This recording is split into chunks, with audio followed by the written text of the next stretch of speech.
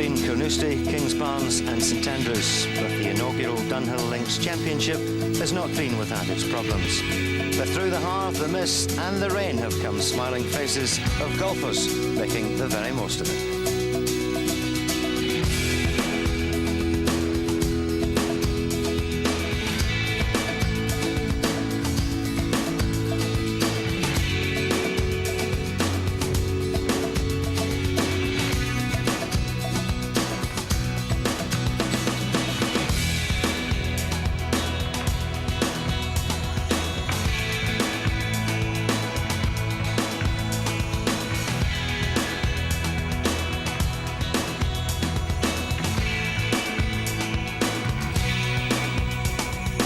To you all from a much calmer St Andrews.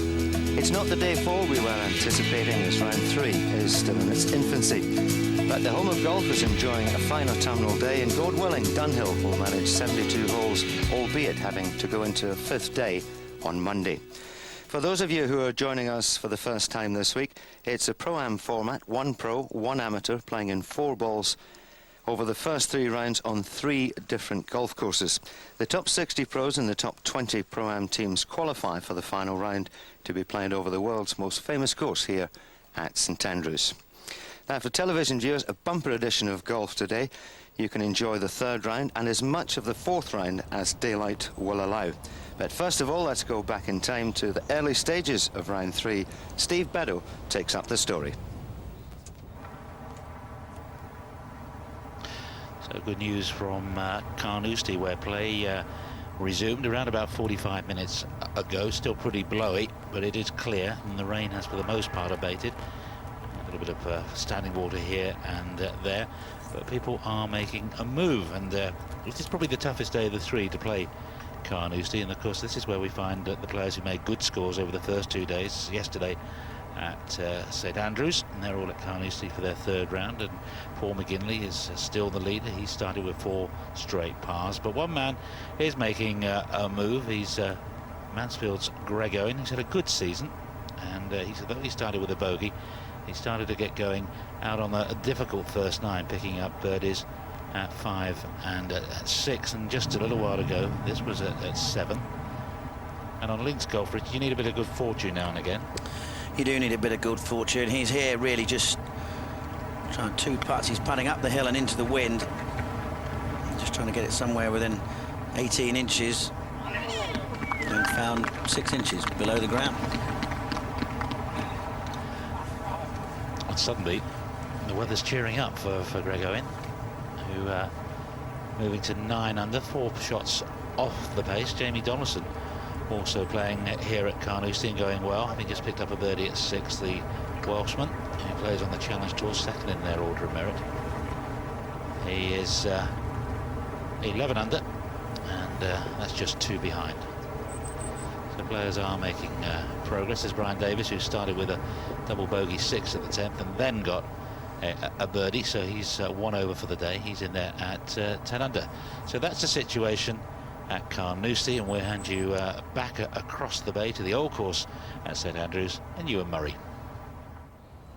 That's us right up to date with what's happening over at Carnoustie. We'll keep our eyes on what's happening at St Andrews, but it's time now to cross over to Kingsbarns, and we have a multitude of talent on their links today, and it's where we're going for the best part of an hour or so to give you a good look at this lovely new links course that was opened last July.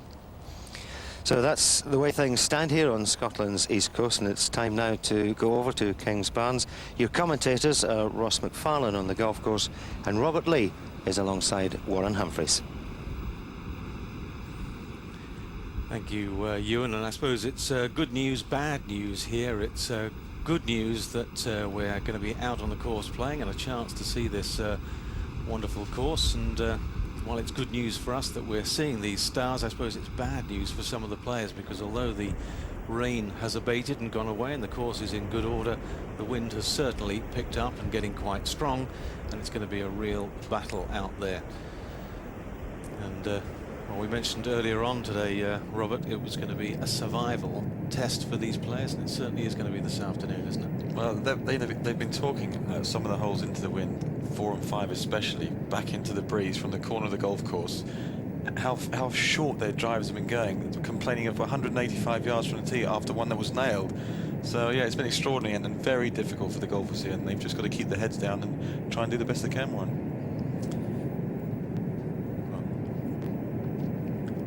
So people just out for a jolly good walk. For the rest of us, we're looking forward to some good play when they get underway here in a few minutes.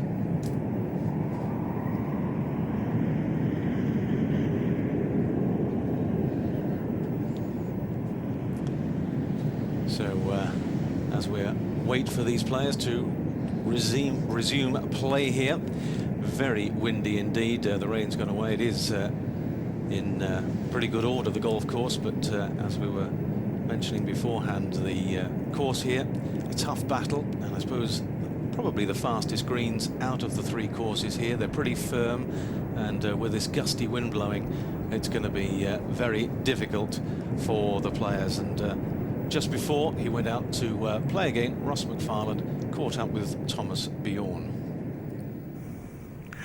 So, Thomas, all wrapped up for this afternoon now. It's definitely turned a lot colder and the wind's got a bit stronger.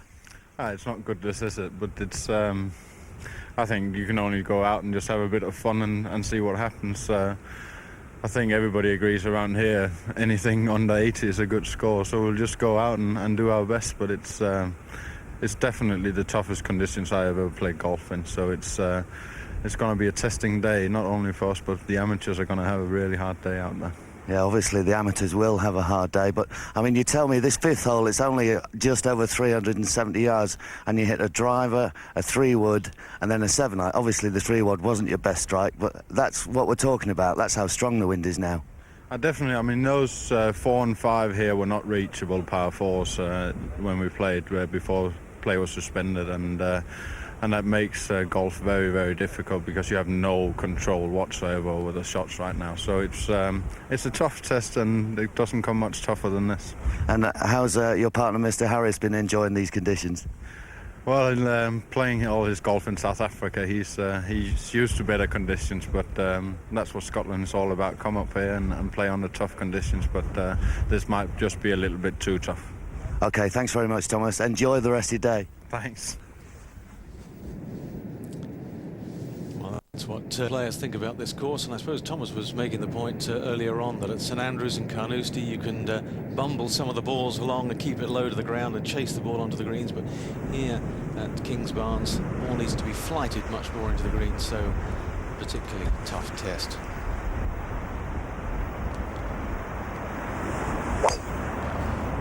Thomas resuming here, tee shot on the 6th,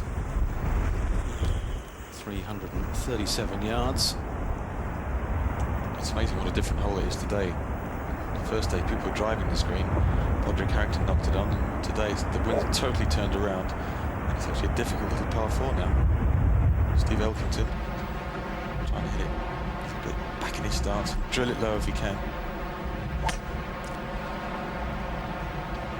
Started this round at even par for the tournament. Had a couple of bogeys, a birdie at the 3rd and a bogey at the 4th hole, 2 over par for the day, so not a par on the card, and I don't think we're going to see too many pars today. Could be one of those days. Justin Rose, unfortunately for him, he started on the 1st with a 7, a 5 putt for him, and that's how difficult these greens are.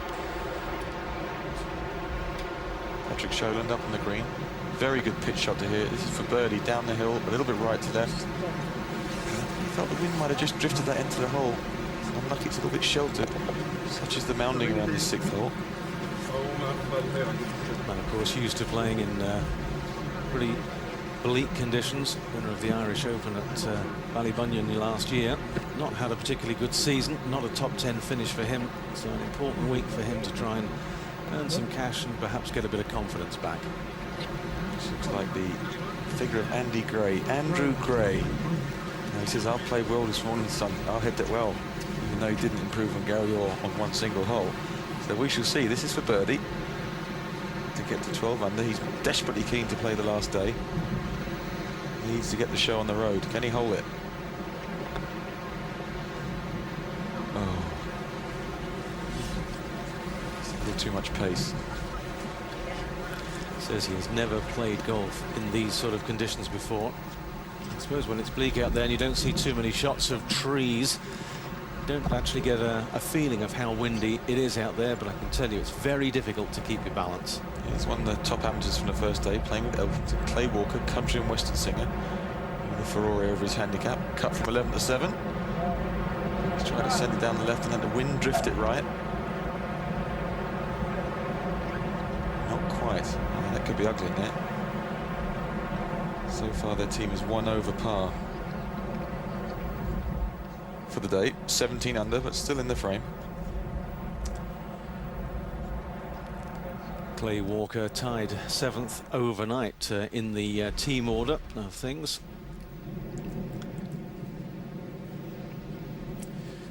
And that's how it looks at the moment for the leading teams. 21 under par leading the way. And I wonder whether it's going to stay that way this afternoon.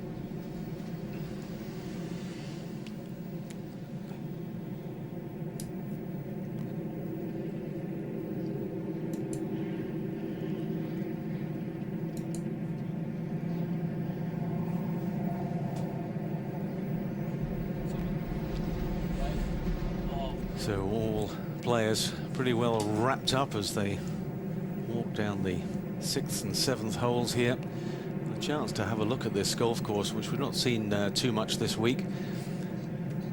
Golf course which they moved 300,000 cubic meters of earth to actually make a natural looking landscape, and that's quite a skill, because very hard when you get the bulldozers in there to make it look like this has been here for a few hundred years. Well, they managed to do it, and it's a wonderful golf course. Certainly some of the best land available to build this type of golf course. It's good to see that they've come up trumps. You know, the attention to detail here is incredible. I bet you didn't know that the Cruden Bay dune was not the same shape as the St Andrews dune. I did not know that until we were walking around with the developer. There you are, you see. And that is great attention to detail, because I suppose when you go to a lot of golf courses, you see mounding, as we watch Patrick Sherlin here tee off on the 7th. This is going to be a daunting hole, 455 yards into the breeze, coming off the left. Can he stay on his feet? Most people, when they're building golf courses with sand dunes, they make them rather sort of high and almost rounded. But here, they ask the people with the bulldozers to flatten off the tops, and quite a different shape from some of the more manicured American-style courses that you see today. Gary Orr, 7th hole again. Trying to hit a really good strong drive right next to Sholins if he can.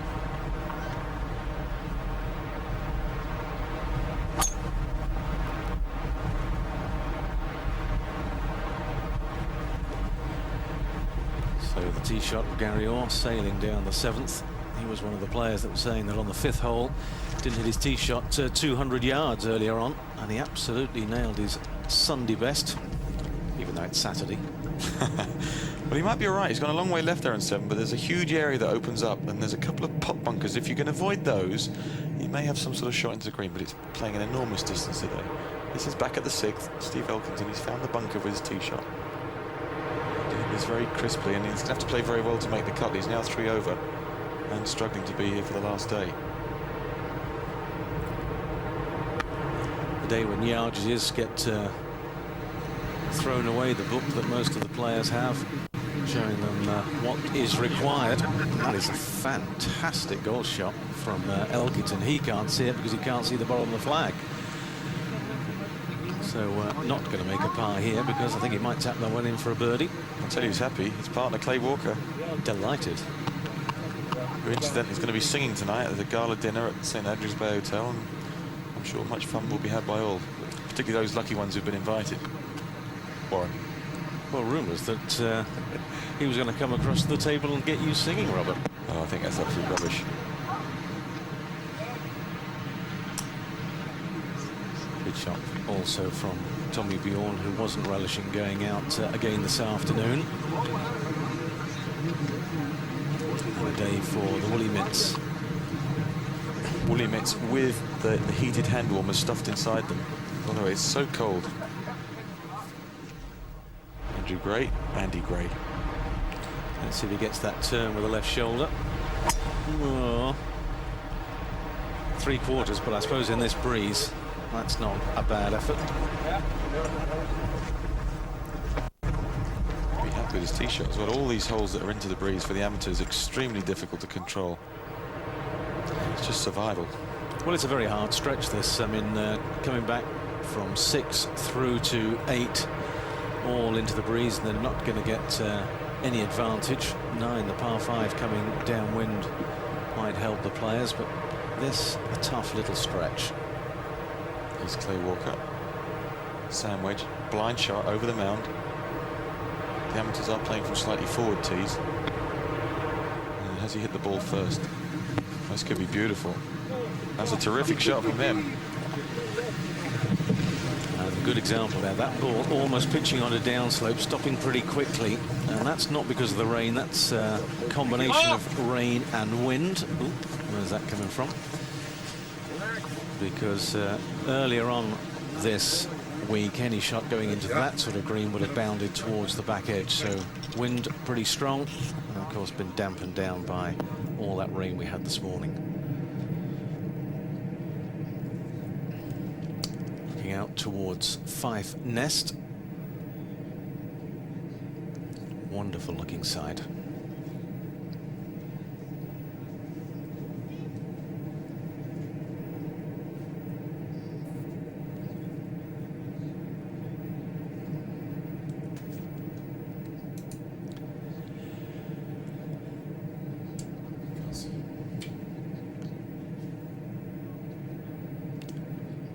How about Paul Lawrie start there?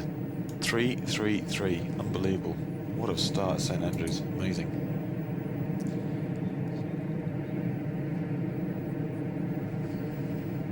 Bjorn on that leaderboard, currently in 13th place.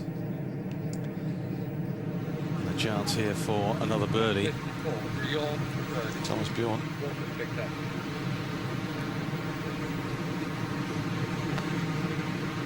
He said anything 80 would be a fantastic score today, is what he said to me before he teed off. So he knows how difficult it's going to be here. He studied the draw, he's worked out that the leading half dozen or so played this course the very first day, and he said the ones that are playing here today, in this breeze, he considers this to be the toughest test. Yes, but I suppose in this sort of breeze, Robert, these players that did play here on the first day, that went through to St Andrews, are now playing Carnoustie, and Carnoustie is probably the toughest golf course of the three, playing in this sort of wind. Not according to Thomas Bjorn. Well, that's his view. I'm not so sure. Perhaps traditionally Carnoustie thought to be the hardest, but obviously Thomas likes this. But for perhaps an update of what it's like out on the golf course, Ross McFarlane out on the course with these players. And Roscoe, how cold is it out there? Well, I suppose it was really the wind chill factor, Warren, because it's whipping across the top of these beautiful manicured dunes. And Clay's got quite a tough putt now, coming down the hill. A little bit right to left at the beginning, and it's going to straighten up. He's hit it pretty firm.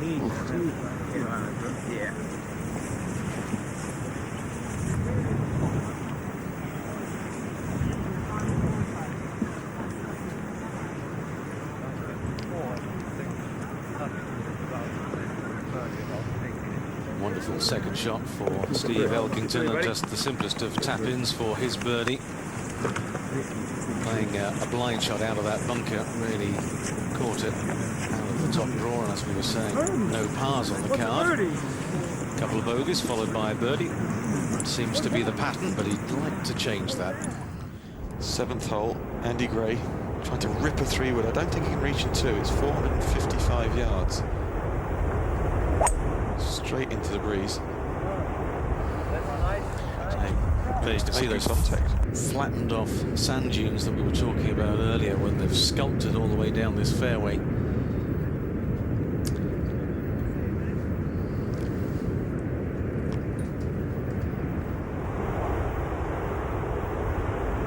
Gary Orr.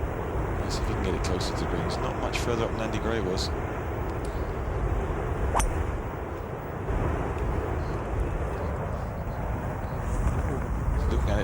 makes it. And it's just playing a monstrous distance. Terrific shot. Could not do any better than that. And perhaps a chance for a par for Gary Orr. Well, maybe, but just to put in context how this course has changed earlier on this week, this hole was playing a drive and a 7-iron, maybe a little 8-iron, so quite a different prospect. But for the latest of what's happening on one of the other courses over at Carnoustie, let me hand you over to Steve Beddoe. Thanks, Warren. Well, the wind is blowing here, and it's a pretty tough golf course.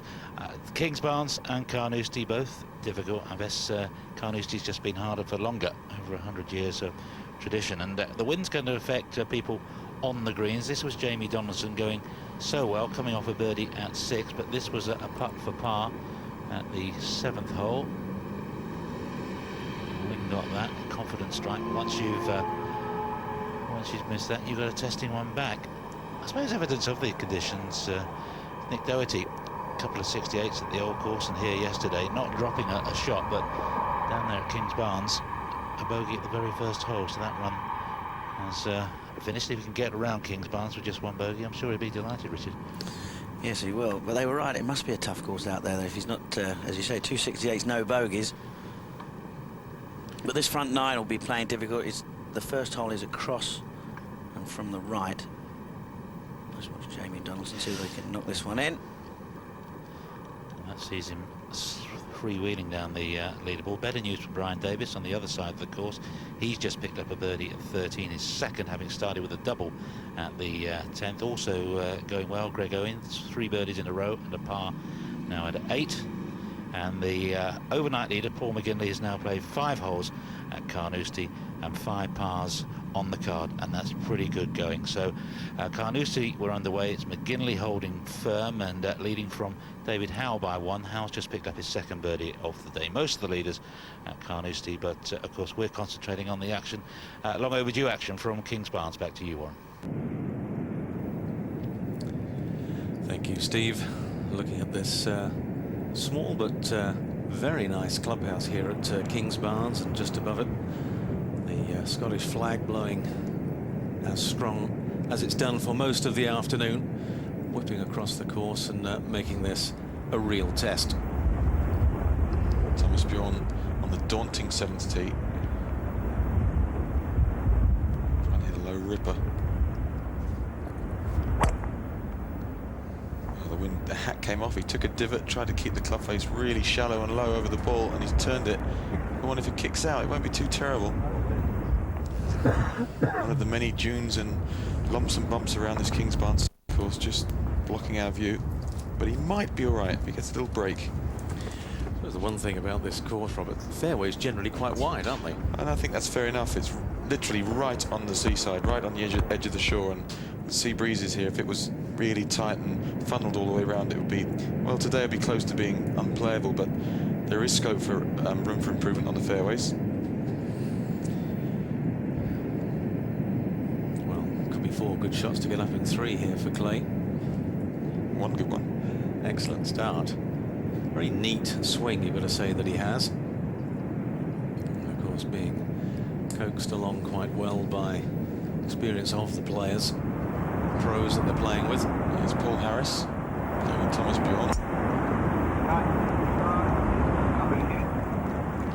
He's the CEO of First Rand Bank South Africa, and well, coming from the sunny climes where he comes from, this will be quite a challenge. They're playing pretty much some strong winds down in South Africa, but not used to this sort of cool weather. Thankfully, though, Warren, the rain is staying away so far, and if it stays like this, I think they'll be able to play till about 6 o'clock-ish, and let's hope so for the players. They've had a wretched time so far. Down with Clay Walker, one of the leading amateurs, we have our intrepid Roscoe McFarlane. Clay, Say No More, the new song. Let's hear a bit. Say no more, baby, I get the picture. Say no more, 'cause I'll never understand how you fell out of love, but you spelled it out enough. That is fantastic. Will we be hearing some more of that at the dinner tonight? Well, you know, actually, I'd planned an 11-song set list tonight, but it got cut to 7 for some reason. And look, I tell you what, you just stood up on that tee there and absolutely nutted it down the middle. I expect you to be rich in this long hole in 2. You know, I'm praying that. I'm praying that. I'm so glad of the weather. This is exactly what I expected Scotland to be like. I would have been disappointed. We don't get this kind of weather in the States, and I love it. You mean it isn't windy in Texas? Surely it's pretty windy there. Well, it's windy, just not quite as damp.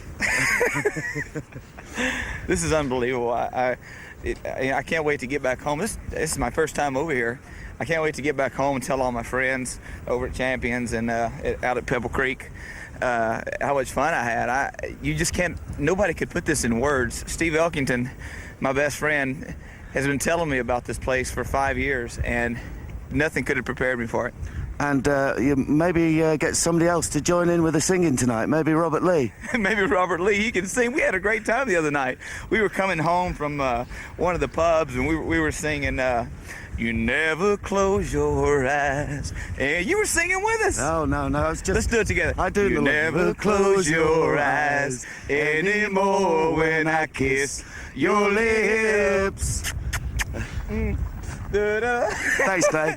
Thank you so much. I want to say hello to my little girls, Skylar and McClay and Laurie. Love you. Thanks. Thanks, buddy. They're such shy retiring types, aren't they? Singing, Rob? Well, it has been known, Warren. We were sort of we were carousing the other night, singing in high spirits, trying to walk back to our hotel, just trying to find a simple way home, and Clay burst into song. We felt the need to join him, and students were walking along throwing coins on the street. It was all very, very friendly. Great atmosphere in this town. Amazing what the Highland spring water here does to the system, that Especially when it's coloured red. Obviously the voice good. Birdie chance for Orr on the 7th. And followed by a par chance. Followed by the par chance. At least that one's going to be coming back uphill, but wind behind on his back. Very tough. Well, the hard thing, of course, today is not to get down on yourself. You're going to have to expect to drop shots on this difficult Kingsbarns links, because you know everybody else is going to. I suppose one thing is high tide here at 5:57. So if there's any chance of the wind abating a little bit and I'm giving them some sort of reprise, it's probably going to come too late, because by 6 o'clock it's probably going to be too dark and they'll be off the course. Can't see anybody finishing their rounds at Kingsbarns this evening, so they're going to have to come back tomorrow when hopefully things will be better. Unlucky Patrick Sholand. 2 rips onto the front edge, and if he'd have made a 3 there, that would almost be like stealing 2 shots from the field. It's a good solid par. Strange season he's having. Yeah, I spoke to him a few weeks ago at the Scottish PGA, and he said, my swing feels all right, but the ball's not going where I expect it to go, and when you start to doubt yourself, you lose a bit of confidence. He said it's so easy to get on that slippy slope down into mediocrity, which is, of course, where all these players don't want to be. Gary Orr for his par. Hopefully he'll make this.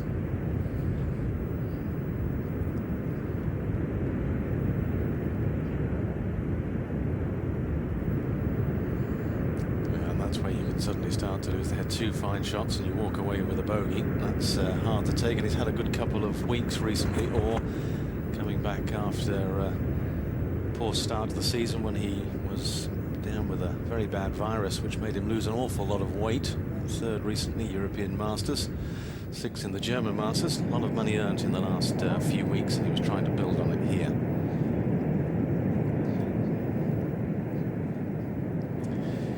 But leading the way for the amateurs, just moving further ahead, Davis and Wang at 22 under par. Very good going in this weather.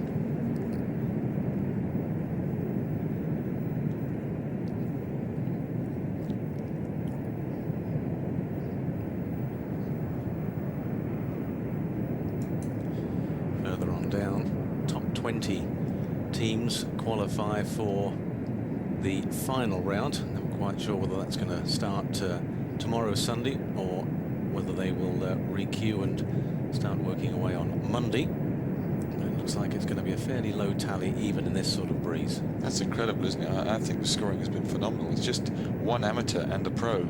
If the amateur can improve his pro score, then that goes down the card. I think the scoring has been sensational. Good job there, and they're good weather.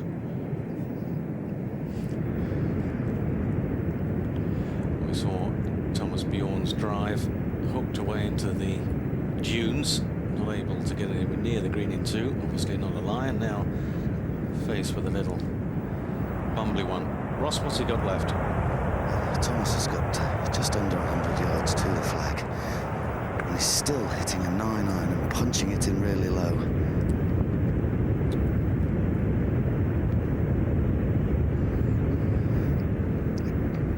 Yeah, Clay Walker's Warren just stood up with a 3-wood, and he had 170 to the front. The pin's only on the front, and he absolutely nailed it and got it on the front edge. It's two wonderful shots. How far further, Ross, was his tee box than the professionals? I'm sorry, Warren, it's so windy I didn't hear that. Can you repeat that? Yes, it's Robert Ross. Oh, Robert, that's how windy it is. Yeah, exactly. A lot of wind in this box too. How much further down the fairway was his tee box to the professionals' tee box? The tee box was on a lower level, which helped because the 7th tee is raised quite a significant amount above the fairway, and they couldn't keep the ball down low. So it was about 30 yards in front at the most, but Clay absolutely leaned into it. It was a peach of a shot.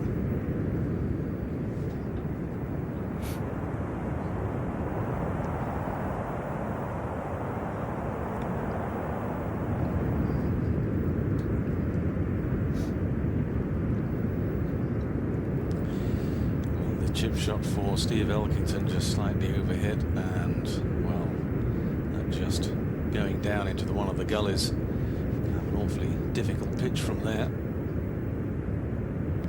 Pin placements remained the same for all 3 days. They didn't move the pins here for the first 2 days.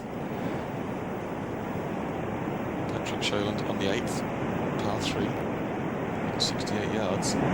Again into the breeze. Pretty much straight into the teeth. And the pin today 17 on 10 for an hour. That's a good shot. Rather unlucky. Got a very firm bounce. You can see how well this Kingsbarns course has drained. Extremely dry and firm. Playing with Thomas Bjorn, partner Paul Harris, and it's going to be a very, very, very tough day for the amateurs.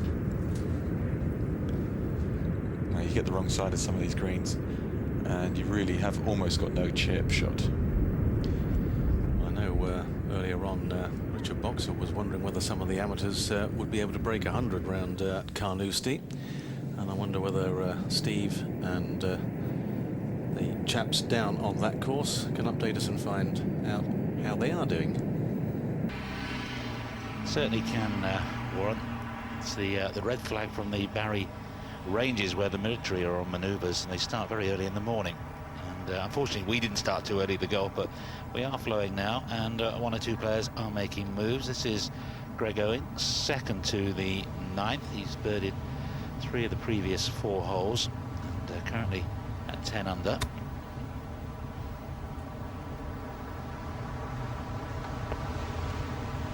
Great shot from Greg Owen there. You can see the wind, it's howling. It's off the right-hand side and down a little bit. So it's 420 yards. So they hit their drives quite a long way down. A couple of bunkers on the right to avoid and one on the left. On the other side of the course, a great start for David Lynn. Par birdie eagle. He's gone to 7 under. Not going so well. Porrick Harrington, who's dropped 2 shots in his first 5 holes. But there's Greg Owen out in 33 to 10 under. And meanwhile, there's been another par for our leader Paul McGinley. He's through 6 holes now, 6 straight pars, but another setback for Jamie Donaldson, a double at 7 and a bogey at 8. So the lead at the moment coping fairly well. McGinley by 2 from David Howe and from Brian Davis, but the man making the move at 10 under is Greg Owen.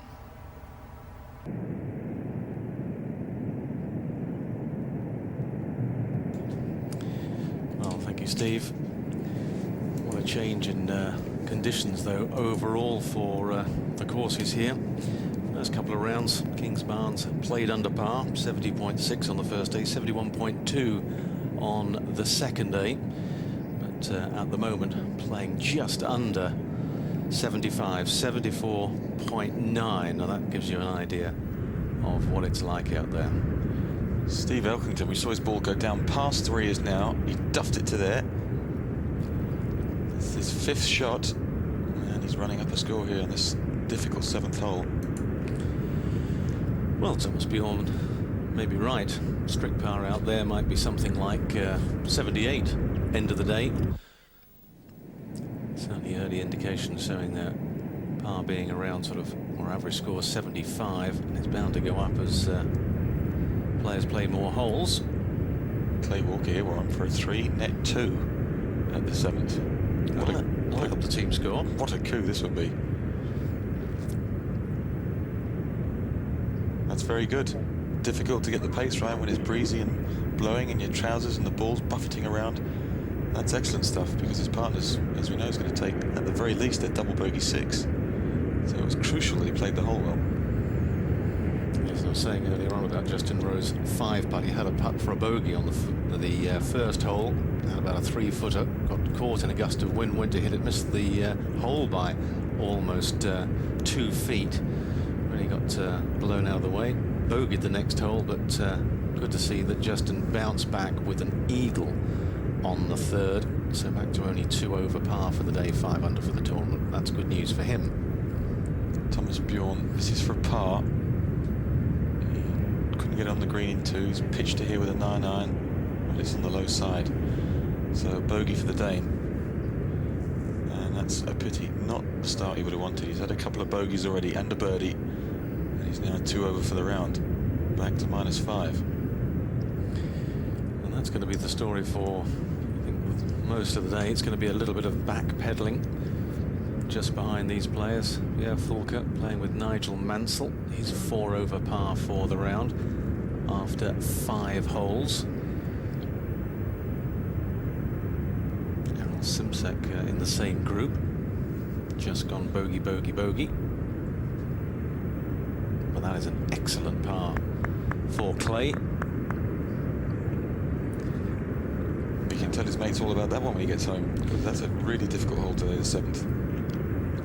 Well, 19 under par in the amateur championship. That's just 2 or 3 off the lead. Henry's smiling. With a shot there, excellent birdie, or net birdie for the American. Back of the 8th green, Patrick Sholin, back up the hill. Difficult hole, listen to the wind, elevated tee. And the pin 17 on 10 from the right. He's got to come up a slope here and then it'll swing left to right.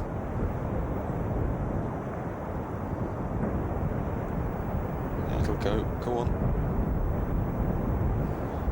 Almost, but not quite.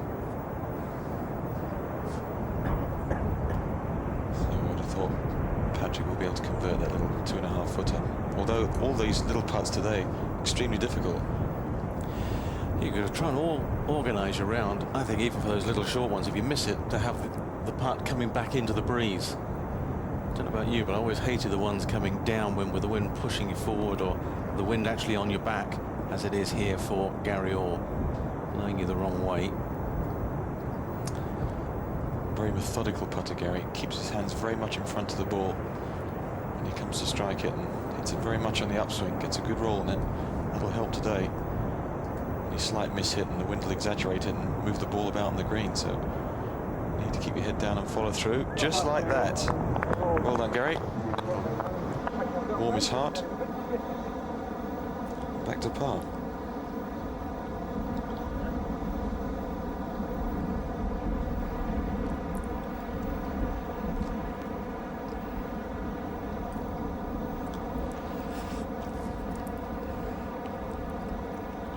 Interesting little tea caddy there on the head of Gary Orr, but he won't mind. Keeping warm. Marco van Basten, soccer legend. Oh, that looks like it could have been for something that. He's very pleased with that. Maybe it was a 2. Dutch national soccer ace, former AC Milan player.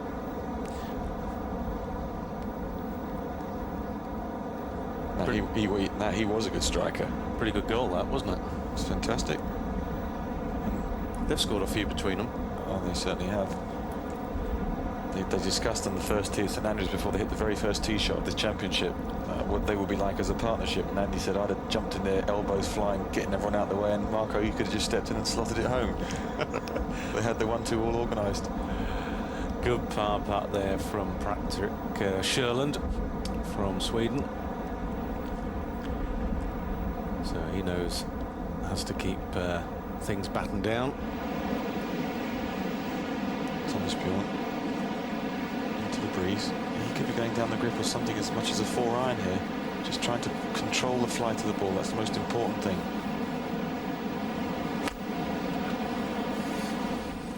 It was almost a chip, wasn't it? It was. Just chip it forward, keep it extremely low. Beautiful shot. That's the best we've seen today on the 8th. Just clings on a couple of feet further, and it would have rolled down another little slope towards the back edge and go where Paddy Sholem was. But excellent shot for the day. I suppose one of the things about this Kingsbarns course, there is an awful lot of slope on the greens, plenty of contours, does make it particularly difficult.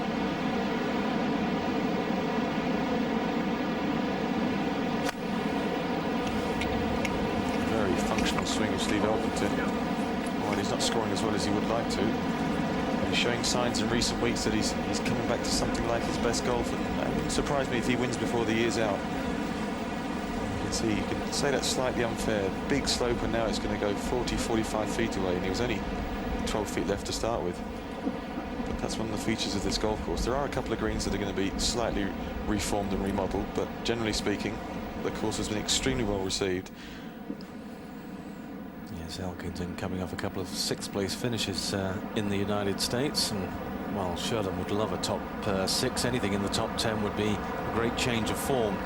And needs to make use of this par 5 now, playing down breeze.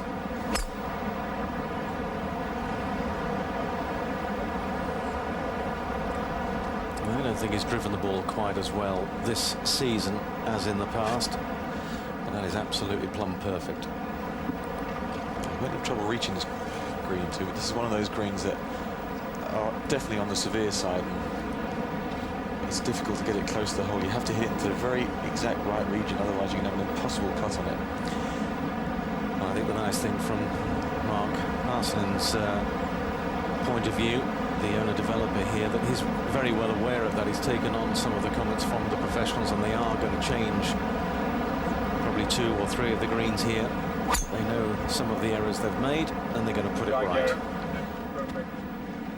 Haven't made too many errors, you've got to say. Absolutely wonderful job.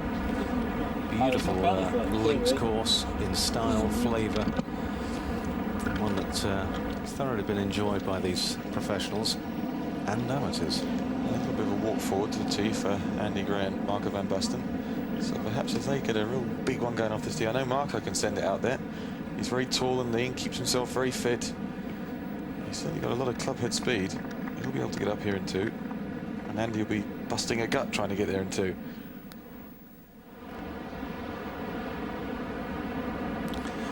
See the shot facing the players, those huge bunkers and mounds short of this 8th green. Clay Walker playing his shot. Oh, that's another humdinger. Absolute beaut. He's played 3 cracking shots in a row now. The 2 to 7 were fantastic, and that shot into the breeze at 8, excellent. He has played in Wyndham, Texas. He certainly has. He just said not at 5 degrees below 0. Yeah, but he can handle a breeze. Good to see. We've talked about this being a modern links course in terms of new design, as we watch Andy Gray tee off the 9th here, but it's got a rich history, hasn't it? It has, yeah. We'll just see if Andy can unwind the shoulders. Well, that looked a little bit better. Asking for it to thump. And that's very good. Excellent tee shot. He'll say, I just hit a 3/4 driver there, Marco. No, you're a couple of yards in front of me. I just eased off it. Well, things started to really get underway here, But what a marvellous start for Paul McGinley over at Carnoustie. Straight pars for him, that's good to see. Brian Davis also playing there on the other side of the course in second place. Double bogey to start, but he's fought back with birdies. Going to be a nice tussle.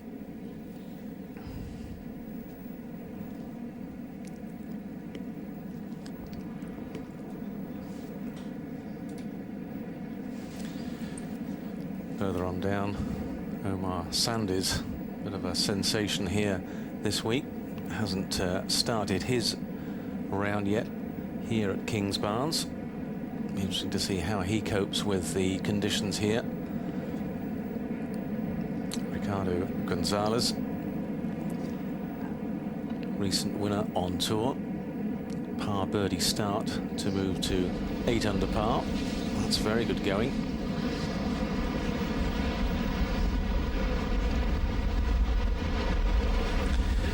You have to point that bit to it now. Stephen O'Hara on the 6th hole. Good young player, this one. Very good swing. I like his action a lot. It's a long way. He's playing with Kenny Dalglish. Kenny's 12 under par, and Stephen O'Hara's 2 under par himself. It's so difficult to work out what the cut's going to be because this tough third day has really thrown the scores up into the air. But most people think 2 or 3 under par. If the weather gets really horrendous, it might go up to level.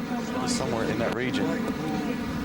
That's an excellent shot from young Stephen. No more than 5-6 feet behind the hole. And he's not alone. There has been some other excellent shots here at the 6th. So he played 4 tournaments on the European Tour, but he's had 2 top 20 finishes. It's not bad for O'Hara.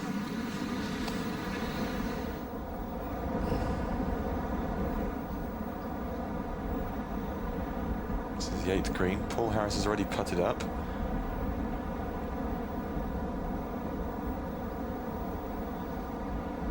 Thomas Bjorn just strolling down, having a look at his putt. It's going to be slightly uphill for him and slightly left to right. He knows the value of trying to keep close to par today. Level par, 1 over 1 under, that would be terrific for Thomas and give him a chance tomorrow.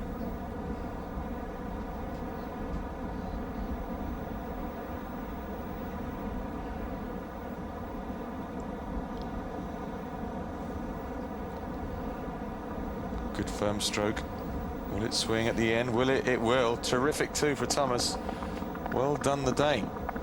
And that's better after 3 bogeys in the last 4 holes. He's finally found another birdie and back to 6 under par. So that'll cheer him. And it will cheer him up because he now moves towards the par 5 9th hole. If he can get back to level par for the day with the birdie there, that will really lift his hopes for the back 9.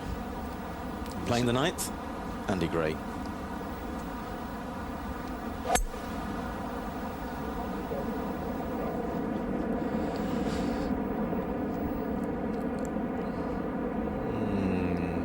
Where you want to be in 2, I would suggest. Oh, has he got a pitch shot left there now? He's looking at it. He hit that fairly well. He's not far from the green in terms of distance. Good strike. But a little bit of course planning. He'll know the value of being slightly right there. He sees where that ball is coming over the bunker. No green to work with. Yes, wind behind him and a hard surface to pitch onto.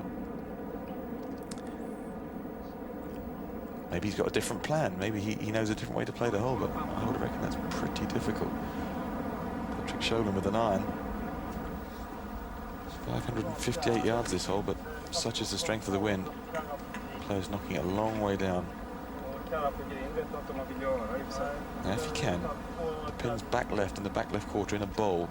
That's if he can hit it anywhere on line with that. It doesn't matter if it's reached the pin or not. Just get it on line. If you push it, you leave yourself a horrific putt. Pull it, you're in the bunker. Small target. Yeah, it is.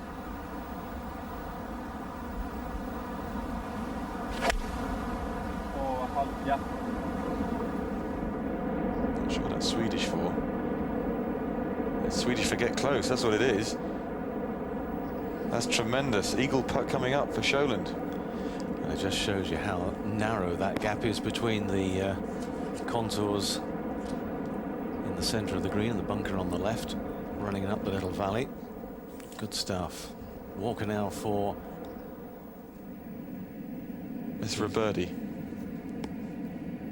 It's for a birdie. Be another great 2. What a couple of holes for him. par, net 3 at 7, gross birdie 2 at 8. That's fantastic. And really enjoying himself is Clay Walker. They move to 20 under par in the team event. No wonder he's smiling, or if he isn't, he ought to be.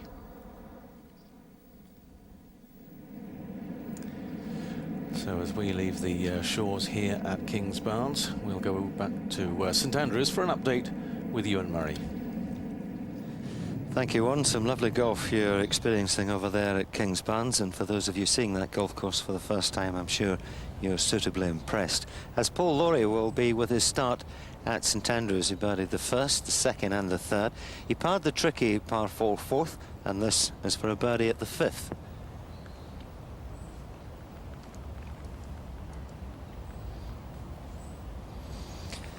Quite magnificent. 4 birdies in 5 holes, and it sometimes doesn't matter how difficult the conditions of the golf courses are. Someone always seems to find birdies, and today it's Paul Lawrie at St Andrews. 4 in the first 5 and up to 9 under par, which is good enough to be in a tie for 5th place. He's playing with a sponsor, Martin Gilbert, and they're going pretty well in the team event too, just 7 off the lead at 14 under par. That's what's happening here at St Andrews as we hand you quickly back to Kingsbarns. Thank you, Ewan. Pretty rough coastline, and looking out towards the 15th green there, one of the key holes on this golf course. Beautiful par 3 there, the Camiman Bay. And that earlier on this week, in a high tide, they were throwing shrimp onto the green, and they had to be moved from the green before they could actually cut the putting surface. Although I'm not so sure that they just blew them back into the sea. I think they might have taken them away and Hit them. Absolutely. Well, that's going to be a hole today, that 15th. Swedish shrimp, I think. Hard wind off the right and behind, and be tough to hold the green. You've got to carry the bay, so extremely testing. It'll be one of those holes you think about, I'd say about 6 holes before you get there. Oh, got to play that 15th. Ugh. Of course, that's completely the wrong way to think, but we are human. Well, it's a bit like St Andrews, isn't it? The road hole, you always have in the back of your mind the road hole there, the 17th. Still has to be played at the end of the round over there. Now, this is an awkward little shot for Andy Gray. That grass bunker between him and the hole makes it very awkward. He might play a little bump and run onto that sort of bare knuckle that's on the front left of the green, and just hope for a little bounce to the left. If he goes the aerial route, tries to open the club face up with a very high risk shot, anything could happen. You go on, Andy. Okay.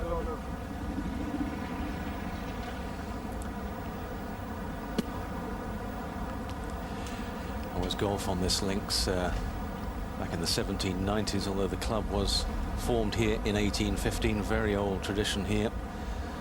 But the club and the course fell into disrepair during the Second World War. Off, Andy. Oh, and perhaps we shouldn't say too much about that one for Andy Gray. A little bit of a Lucy Lockett there, trying to cut that one up. Well, he kept it under the wind, I suppose. That's the one thing you could say for it, but it had a little bit too much pace on it. Downwind and off the right, it's not required, keeping the ball down there. He's looking forward to that too. I think he fancied his chance of making the gross 4.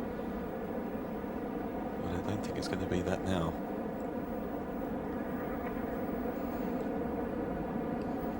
And even these holes downwind causing all sorts of problems. Marco van Basten, horrible looking lie.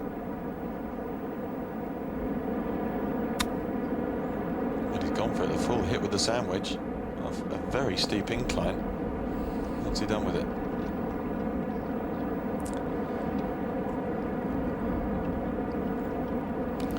Maybe on the green into that little hollow grass bunker that Gary Orr finds himself in.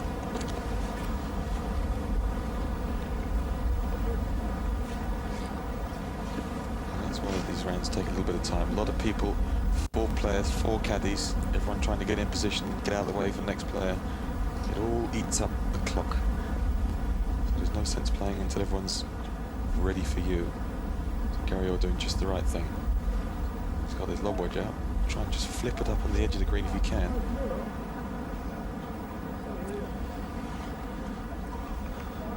Pictures may look nice and bright there and fairly light, but looking out of our commentary position, I can tell you it's looking pretty dark out here. Coming up to 4 o'clock, and maybe 6 o'clock might be optimistic for play to continue until, if it keeps on like this, we have to call the players in before that. And who knows, it's been a very hard tournament to call this. All sorts of stoppages for rain, fog, bad light, but they will get this tournament finished. One person going along quite serenely though, Paul McGinley. What a year it's been for him. Got his Ryder Cup honours and leading the way.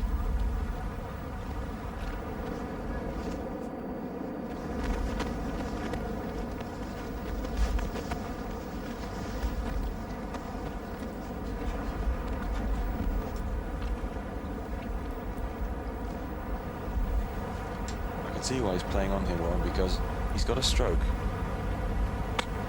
Get off, fine.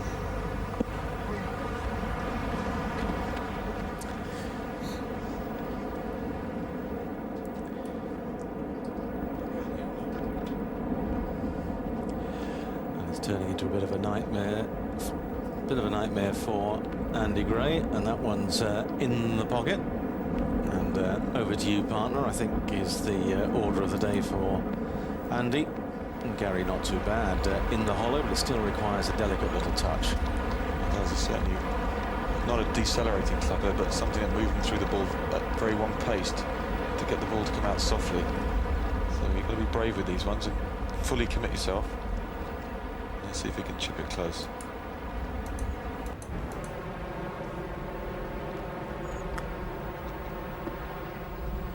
That's beautifully done. Couldn't really do much better. The green's fairly slopey around the hole there, and that's not much more than 5.5 feet away. So birdie opportunity for Gary. Birdie's important for Gary. Currently even par for the tournament, and it's still at the moment hard to believe, but 2 under par, making the cut for the professionals for top 60 place. You've got to feel that that's going to move down to maybe 1 under. It could even be level par if conditions stay the same over the next 2 days. But he won't know that. He will try and make every birdie he can. And as I was mentioning, things were getting darker. What is not looking good from our commentary position is the rain coming down on our window. So it's starting to spit with rain once more. And that's not going to be very pleasant for those players out there in this cool breeze.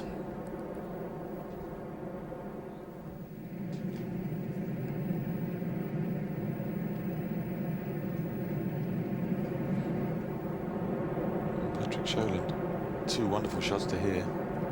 This for an eagle, into 7 under, and that would be terrific. He's 2 over today. This will make up a lot of damage. No, it's not going to be so.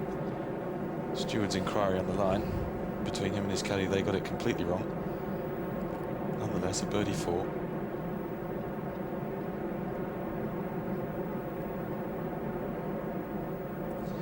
Any birdie today might actually appear to be or feel like an eagle for the players. Looks to be a little bit downhearted about that, but he shouldn't. Out in 37, 1 over. That is very respectable. Marco van Basten, oh, just dribbles one by. You've got a quick glimpse there of the green and how undulating number 9 is, and how important it is, if you're not on the green, to get it in the right spot so you can get at the flag.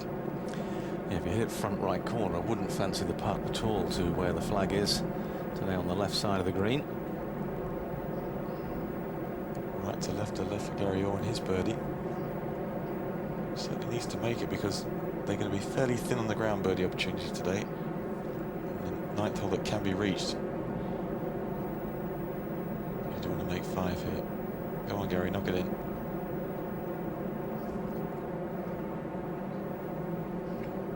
That's well holed. Well, that's a very good birdie for Gary Orr, and that'll help put a spring in his step as he moves towards the 10th tee. 37, a birdie and an eagle for him over the front 9. But as things get pretty bleak here at Kings Barnes with the rain coming down, perhaps it's time to update you with what's happening at Carnoustie. And remember, over at Carnoustie, Paul McGinley and Brian Davis leading the way in the professional event in this tournament. So, Steve, what's happening at your course right now?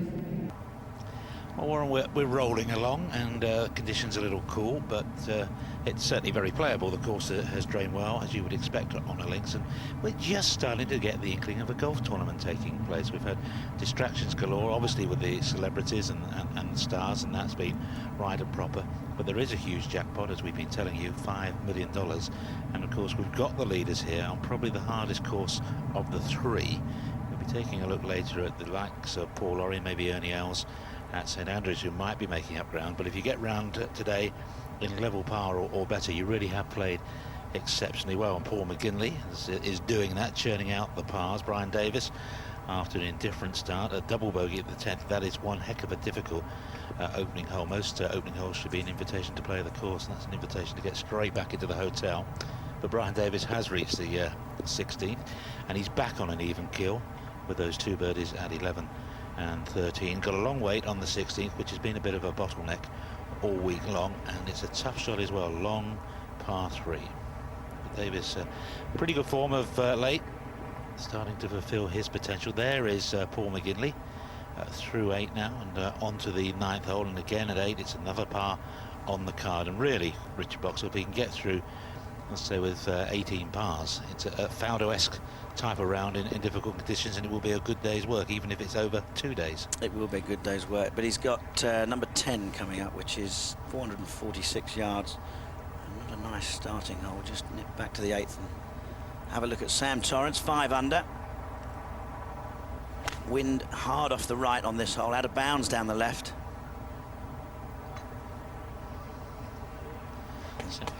Sam's level par 4 today. He's playing with Hugh Grant, and Hugh has improved the score by 1 with a net birdie at the first, so they're lying 6 in the team competition at 19 under. Now, they may change the format. What the original intention was that leading 60 professionals and ties go through to a final round at the old course, and the leading 20 amateur teams. It depends how soon we can get completed, what the celebrity commitments are. I think the pros will probably hang around if they have to Monday for such a fiscal reward. But I'm afraid Franz Klammer is off-piste.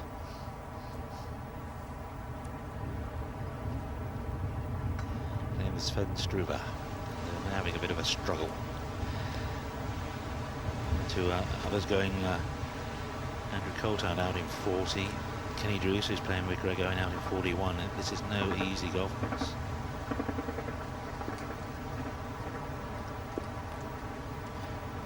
Phil Parking is out there somewhere. We'll try and persuade him to follow McFarlane and sing, but I think he's the only Welshman who can't. I don't know, I think he might be able to sing. We shall find out that. Fours Brand on the 8th. Playing with Sam Torrance. Eric Fellner is his partner. And their team doing well as well. They're 18 under. Fours Brand himself is 9 under. He's parred every hole so far. I'm just waiting for his score to come in at 7. He parred the first 6, but I'm not sure he's parred the 7th. Wait for the computer to catch us up. Yeah, I don't think he has. Now back at the 16th, Brian Davis. Long iron, 2 iron. Pin does 27 on 6 from the left, and anything that's 10 feet left of the pin will run down a big slope. Leave yourself a difficult chip and run.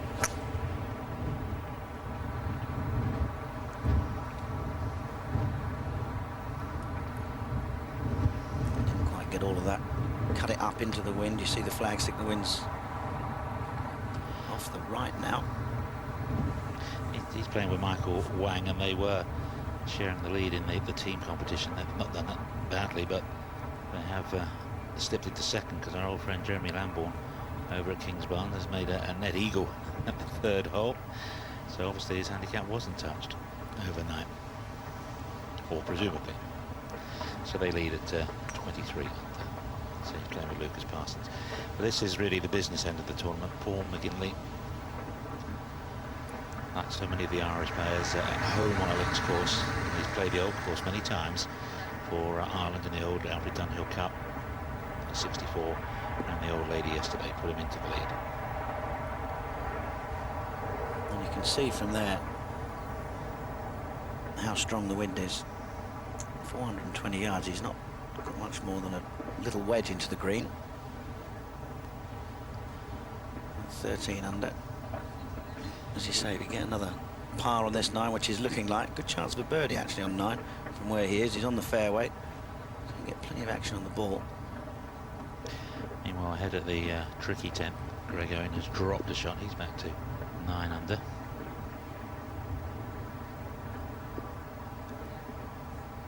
So Paul McGinley punching in a wedge, right to left.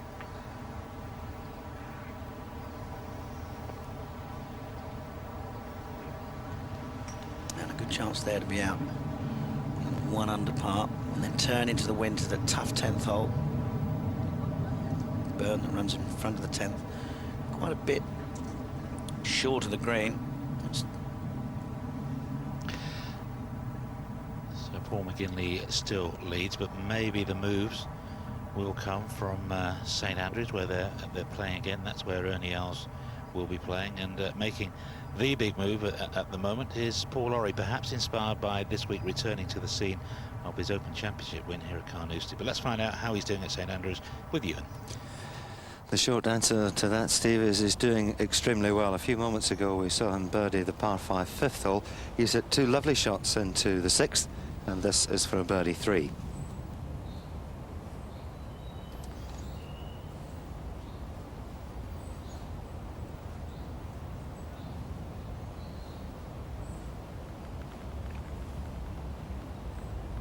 Lazy putting stroke and just enough speed to find the base of the hole. And in these awful conditions, Paul Lawrie is 5 under through 6 holes on day 3 of the Dunhill Links Championship. Now up at 10 under par, that's into a tie for 3rd alongside David Howell, and the only players in front of them are Brian Davis and Paul McGinley, who at 13 under par still enjoys a 2-shot advantage as he comes towards the turn at Carnoustie.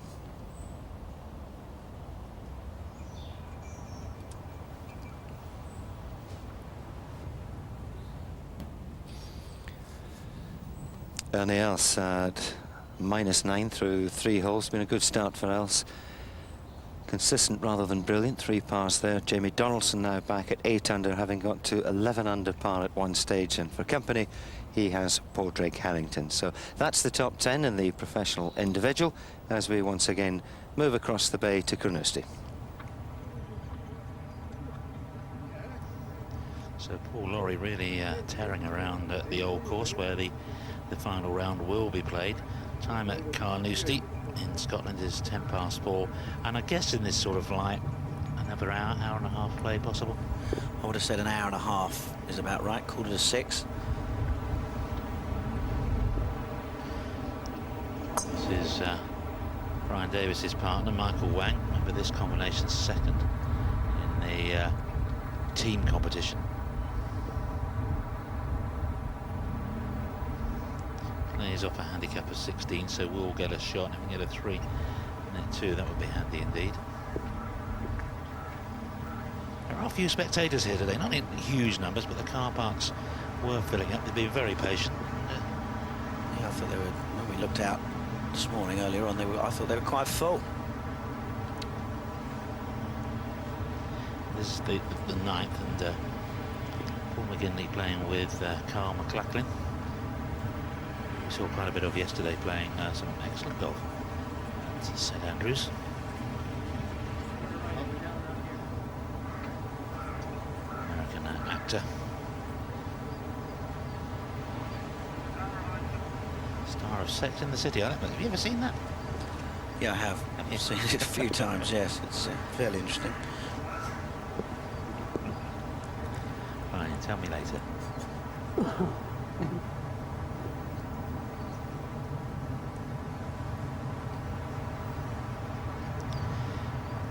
Green at Carnoustie. Paul McGinley, after 8 straight pars, still finds himself at the head of the Dunhill Links Championship, but this was his first birdie of a testing day at Carnoustie.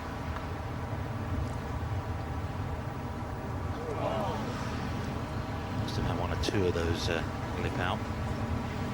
That's a good. He knocks that one in though. That's a great front 9 pars. He knocks that one in. Well, remember on day 1, Ernie Els, a round of 65, just went outside the course record, and conditions changed on the back 9. We had 6 birdies in a row, and he was out in 35, 1 under. And really, Phil Parkin was out then. He rated the front 9 in the conditions as probably better than coming back in 6 under par in much more benign conditions. I think it was about 4 or 5 shots harder as Sam Torrance putts into the wind on the 8th and uphill, and you see that wind just holding it back. Puffing his cheeks out. I think he's probably finding it hard work, but playing well at 5 under. Brian Davis on the other side of the course, second shot to the 16th. Hip placings, just point out, the same for all 3 days. Can't change anything. Players have to, well, if they can't play in equal weather conditions, the course has to be prepared in the same way, which is one reason why they wouldn't be able to lift and place if it got really saturated. Now Paul Davis, wind, he's pitched that in the, that was unlucky there. Didn't come out with Paul Davis then, I think I did, didn't he? Didn't know Paul Davis was playing. Anyway, good shot from Brian. But he gets in most pro-ams. He does, yeah. Brian's still dating the daughter of Ray Clements, the England soccer coach. And his golf recently has been improved. Works hard. Not much happened at the start of the season, but he's showing his true form over the last month or 2. Now Harrington, I fancied him to win this tournament. Out on the 8th tee, and a bit of an iffy start. Bringing the ball in right to left, and that's just going to hang on. Horrocks certainly not out of it. Drops shots at the 2nd and 3rd and still waiting for his first birdie. So at the moment 8 under, 5 behind Paul McGinley, and still 5 adrift.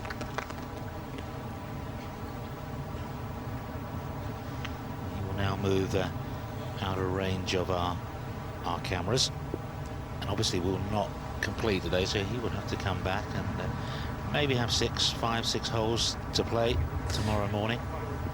Yeah, I think he could possibly get a little further than that. I think he could come back and have 3 or 4 left to play in the morning. It depends if it clears up a bit, but he obviously likes these wet conditions too. Cuts have to be made, and they have to decide when will the final round take place. Will it start on Sunday? Will it go into Monday? It is a nightmare to actually get everything through. Of course, the one thing that we've not mentioned that you might have to factor into the equation, if the weather's lousy tomorrow as well. Yeah, I mean, have you seen a long-range weather forecast, Steve, or not? No. I mean, the great thing about weather forecasts is they can be wrong, but they've been pretty right this week, which is a pity. There's Omar Sandys off with a bogey at Kings Barnes. It's going to be the big day for Omar, who was joint first round leader. 60 in ties go through with the pros, and that's normally 70 in ties, but that's because of the format and the accommodation of the team section.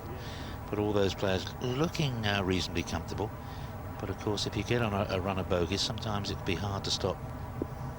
Well, yeah, I mean, if you're off late, you could play a few holes, then come, you know, in nasty conditions, then come back tomorrow, and it could be completely calm. Some people will get to 16, so they've done almost their whole round in bad conditions. But whoever said it was supposed to be fair, as Brian Davis putts for his par on the 16th. It's like a par 3.5, this really. Tough hole.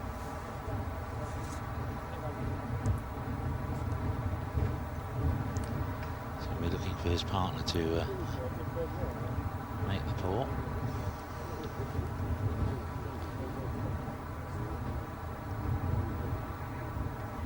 And you're supposed to bring dogs onto the golf course, but that one's sensibly just outside the fence. I was going to say, yeah, that one's just out of bounds, so not a problem there.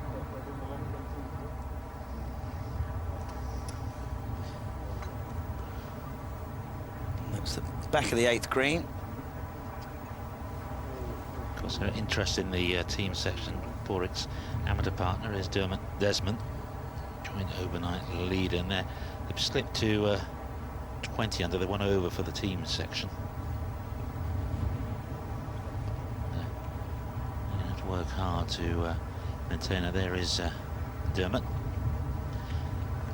a legendary figure really in Irish sport, and involved with Glasgow Celtic Football Club. Yeah, he's a nice man and good fun as well. So left of the 9th hole, a bit of trouble. Hugh Grant.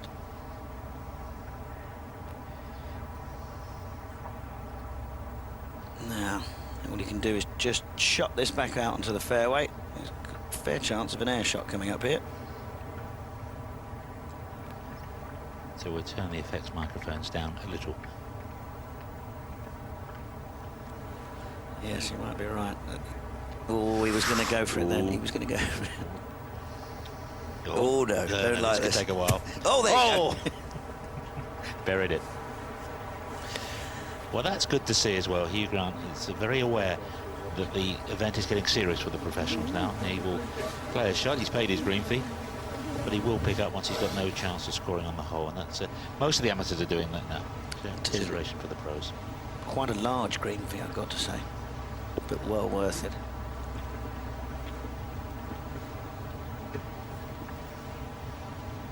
This is the film producer. Has a good fortune to produce a few of Hugh's films, and a side bet or two on the outcome of the competition. And we're going along pretty well. In fact, Eric got a par at the last hole, and I thought Anders Forsbrand had problems or two at 7, and in fact it was a 7, a triple bogey for Anders. He was 9 under, now 6 under.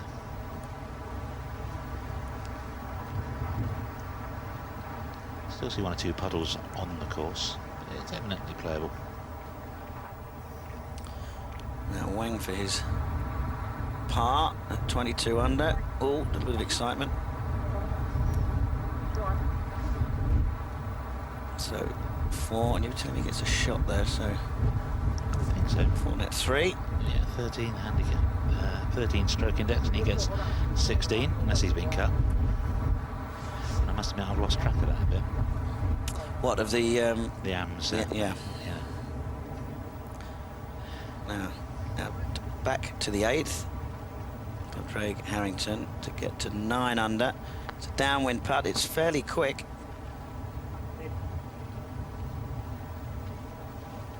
A couple of feet left for a par. Yet to find his first birdie.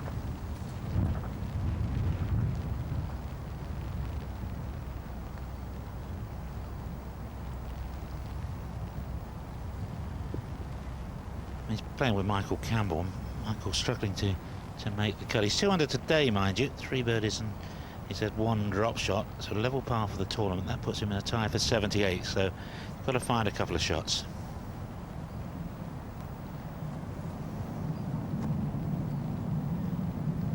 One or 2 players we're hearing not too happy out on the course. It's probably light that's fading. Managed to play to about 6:30 on day 1, which was incredible. With the sun came through. The only time we've seen the sun this week. That's the chance that you take, and the very least the tournament deserves over the next 2 days is some fair weather. It certainly does. There's Phil. Now I don't know his surname, the one on the left. I think it's Phil Gibson. Gibson, that's it. And there's Charles is out there as well, who's a pro at Blair Gowrie, and marking the cards. It won't be too busy today because I don't think anyone's going to get finished for Carmel Tracy and Suzanne Collins. Of course, John Grant busy out there as well. He's the referee and tournament director for this course. Is David Williams, former tour player. That's a good view. Sam Torrance, second shot into the 9th. See how far down he's hit his tee shot. And how's that going to spin? Should do. Just a little gully on the left on the 9th, the pin. So it gathers it up. Certainly gathers it up if you come in from the left and just run around the edge of that bunker. Got to spring back in his step after last week, a late call up on the Tuesday morning from the Sunningdale clubhouse to play in the Cisco World Match Play and beating Vijay Singh and Sevi Ballesteros. You can see why it's the players are starting to query. It is getting fairly murky. Our cameras tend to open up the line a bit. And, not quite the true picture you're seeing. Sam, well look, Sam is saying he's not a tic-tac man. He's saying had enough. Well, I think he's saying, you know, we just can't see in this line. You've got to be able to see the ball land. Eric Fellner, third shot. He'll be getting a shot here, and there's no real pressure, I suppose, on the tournament officials to push this one as long as they can. We're going to come back tomorrow, whatever happens. Yeah, I mean, I suppose finish all off tomorrow, and then possibly get it all, rather than start on Sunday, get it all finished on Monday. I think that's my view anyway. For what it's worth, Steve. That's worth quite a bit, and it's a valid view. You know, you're a player. You'll be coming from the tour professional's point of view. I suppose if you were leading by 3, you'd be quite happy for it to be played over 3 rounds. I would like it to be. I would like to be 3 ahead, and then we'll play on Sunday, and then have to cancel it because of bad rain, and you win. But that won't happen. It will be finished. Confusion reigns at Carnoustie. There's a confirmation of Jeremy Lambourne's eagle at the 3rd hole at Kingsbarn. But he and Lucas Parsons ahead in the team section. Anders Forsprang playing with Fellner. It's Anders Forsprang that's not happy at all about the line. He's the one that's getting the referee. Of course, every minute it takes extra strength. It's his case. Certainly does. I think I'm not sure. I think Sam can't see either. I think that, you know, I think that's a good view there of roughly what it's like out on the 16th tee. John Grant having a word with Barry Lane. I mean, it really should be up to the players at this point, where they say, look, we just can't see the ball land. That's it. It's young Philip, who's based with the PGA down at the Belfry, their national headquarters. And we saw yesterday John Grant on the telephone, and I wondered, is he on the phone to John Paramore at St Andrews? You know, the radio reception is pretty poor, and he was actually had to phone David Williams to liaise. So Sam Torrance is going to have a go at his birdie on the 9th. He hasn't played an awful lot this year, and he'll want to keep his card without resorting to career earnings. And of course, the money that he won last week at Wentworth doesn't count as official prize money. So at 5 under, there's a good chance of a substantial share of this jackpot week. Now this one's downhill. Wind coming off the left. It does make a difference. You look at the back of his jacket there, flapping. Left to right. Well done. Pleasant sight, wasn't it? Hugh Grant delighted because you know, you can have an air shot and you can pick your ball up and you still walk off with a birdie 3 on the card. Yes, surprised I could get one, and it's so dark.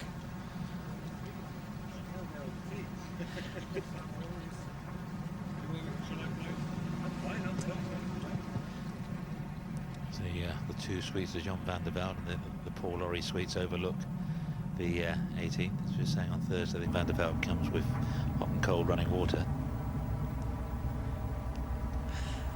And we much enjoyed the refreshment that was sent out to us by the hotel. You may have to do it tomorrow, guys. Exactly, So yeah. I think we're going to be here certainly tomorrow morning.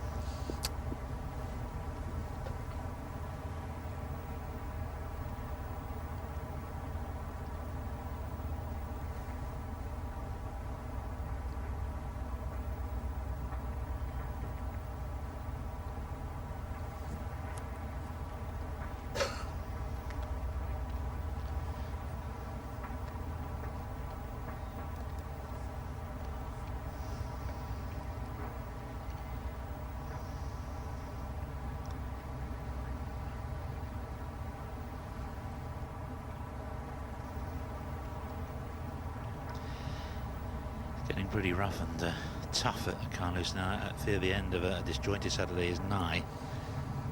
So the last thing you need is pouring rain when it really is gloomy. And Paul McGinley by 3 from David Howell, and Paul Lawrie is burning up St Andrews at the moment. And Brian Davis dropped a shot on this 16.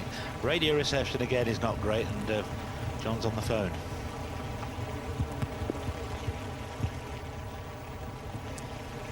Players are making for cover. Halfway round. Declan Scott, who coming from the Gold Coast on Brisbane, won't be, he might be familiar with the ocean, but not one as cold and wet and dank as we're finding on the east coast of Scotland. It happens. It's mid-October, it can be glorious, it has been at times in past for a Dunhill Cup. So I just had a feeling in the water that maybe we were due a difficult week. The break just means that more autograph signing for Hugh Grant, of course. A soggy autograph. The pen doesn't work there. That's one of ours. Our scorers in there. He's getting in there. Make sure you get the pen back.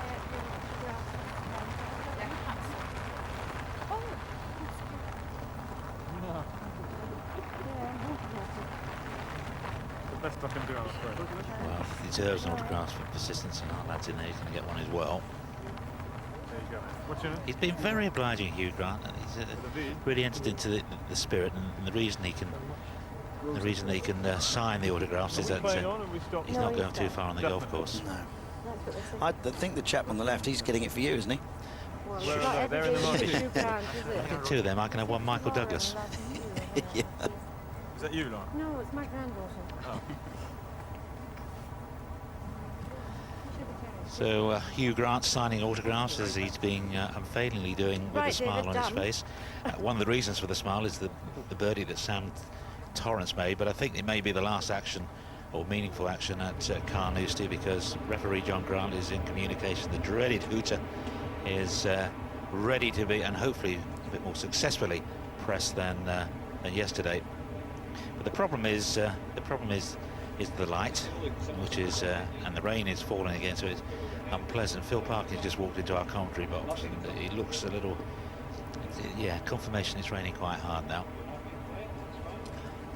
And we didn't get him to singing in the rain. So we're going to be back tomorrow. The leaders will have 9 holes still. Paul McGinley will have 9 holes to complete. Still not blown the hoot or anything yet, but everybody's just hanging around. Can't really see.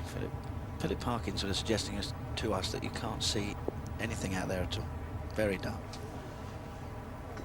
So Paul McGinley will have to rise and hopefully shine again tomorrow.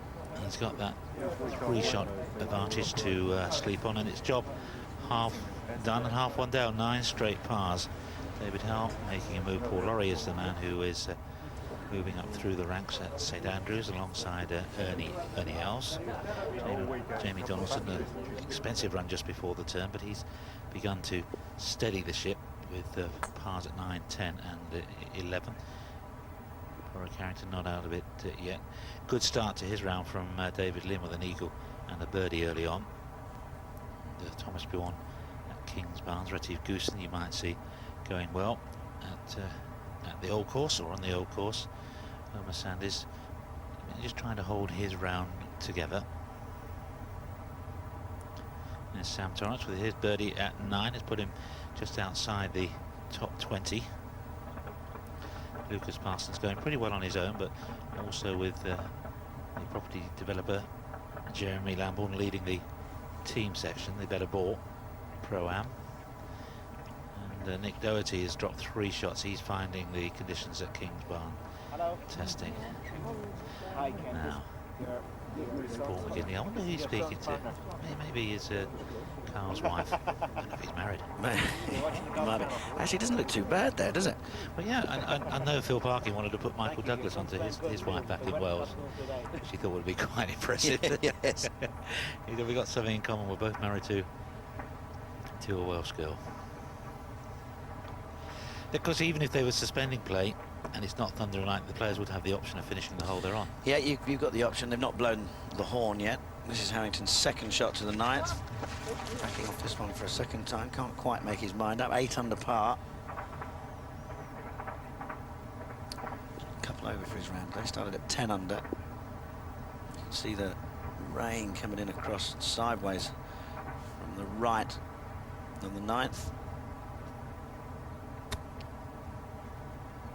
a bit of an upslope. I don't know whether he caught that a little heavy. No. See the spin on it? Perfect. So it could well be Harrington's last hole.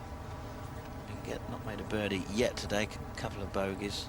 So if he could knock that one in, make him feel a bit better, he could get to 9 under. Prudently, the sponsor provide robust waterproof clothing for the marshals and for the helpers each time they're in Scotland. So a good run from David Lynn, a birdie at the 14th, 4 under for his round, having started the 10th. There's the team section, which starts to take less relevance, really. All the stars and amateurs have enjoyed themselves despite the conditions. There's been a sort of batten down the hatches team spirit about it, determined to get the most out of it, and knowing that this can happen on links courses. Yeah, the amateurs, from what I've been listening to them say, have absolutely loved it. Well, we're still playing, but only just here. I don't think they'll be going much further. So let's cross the bay to St Andrews and see if action continues on the old course. Ewan? It sure does, but the rain has begun to fall down from the leaden skies here at St Andrews. It's quite miserable out there. It's murky, it's dank, it's grey, and yet some of the scoring continues to astound you. No birdie for Paul Lawrie at the 7th, having had 5 in the first 6 holes, but he has an opportunity for a 2 here at the 8th. Albeit a long one. Must be all of 45 feet. Oh dear, look at that. A 2 from Paul Lawrie. Get in there, they cry with a touch of the Fife accent. And all the spectators that are out with him, and let's face it, it's not that many given the weather conditions. They have certainly enjoyed these first 8 holes from Paul Lawrie, as he and the rest of his supporters have too. It takes him into 2nd place, all on his own. He's still 2 adrift of Paul McGinley, who's reached the turn at Carnoustie in 36.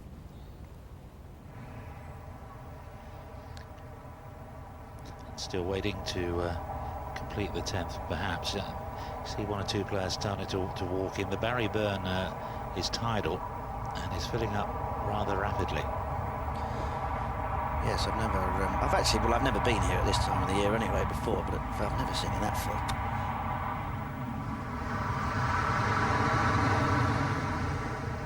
Well, I believe is Thomas Campbell, who's Michael's dad.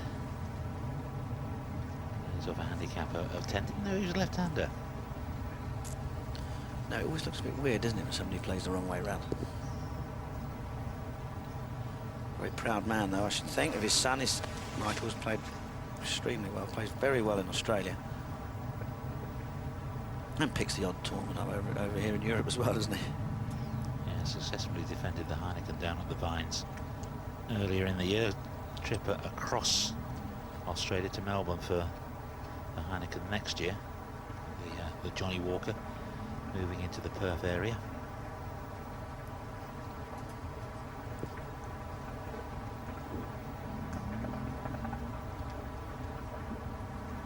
Stay on the night. Thomas Campbell will be next to play as well. Professionals both with realistic birdie opportunities.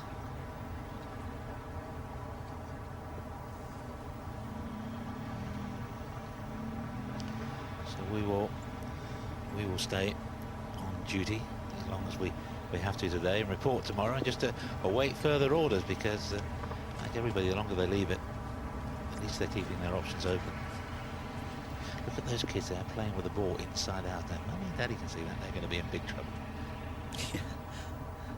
Well, at least they're nice and dry. So Thomas Campbell, back of the 9th green, very wet, water running down the back of the neck, a 65-footer.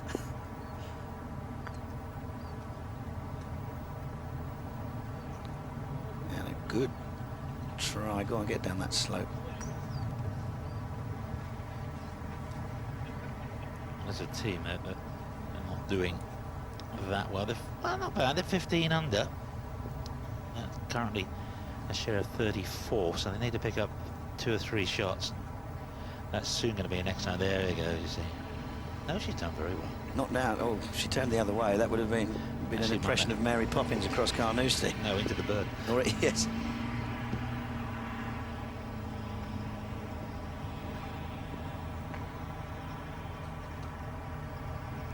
Desmond on the 9th, eyeing up his putt for a par. Doing well in the team event, 20 under. Well, they played so well yesterday, didn't they? But they're actually 1 over around Carnoustie, their better ball. And Desmond improving Porritt's score on the 6th with a net birdie.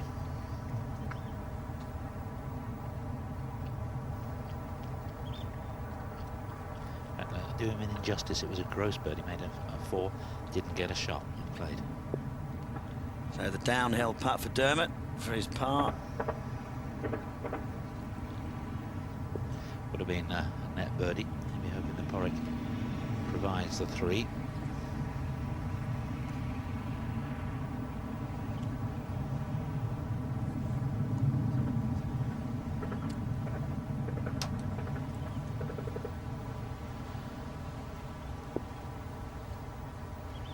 So Michael Campbell, birdie putt on the 9th. Was a bit of a hold-up, wasn't there, Steve, on that 10th? Yeah, but maybe the lights brightened a little. We're hearing that they've teed off on the 17th. Pretty much the way the players feel. It is, yeah. They teed off on the 10th as well. There was a couple of groups on that tee earlier. Don't know whether this group will have a wait or not. We'll see whether Michael Campbell can get to 3 under for his round today. 1 under for the tournament. He'll go a little right. And I thought that umbrella was going to be going the other side of the hole and the ball was disappeared, but not to be. Good try.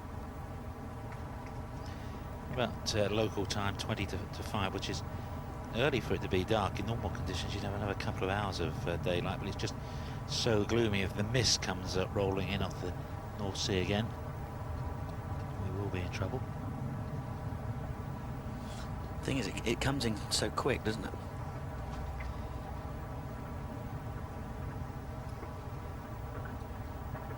So they've not had too much golf to watch. Let's see if Porritt Harrington can make his first birdie of the round. 7 second places, including losing finalist last week. If he can knock this one off, that would make up for an awful lot of disappointments. Yeah, who would have thought 5 under after 8 in the morning round and 2 down? I know he eventually lost just as well. He didn't have a few presses, otherwise it would have been quite an expensive day. So Harrington, this one should move. The putt the other side comes left to right, so it should move very slightly right to left.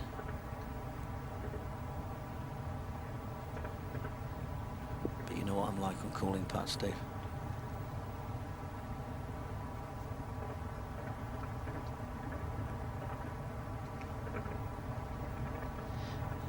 My score reports could do better. Yeah, they don't want to start. If Stephen put as much effort into his schoolwork as he does to his sport. You had that one as well, did you? Oh, I had that one, yeah. Easily distracted. Disrupts the class.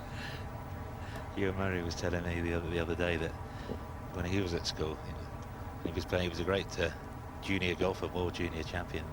Master said, "You've got an awful lot of absences. Where have you been?" He said, "I've just been so busy." So. I've been so busy, yeah. No, I tell you what, at my school, you didn't tell them he played golf.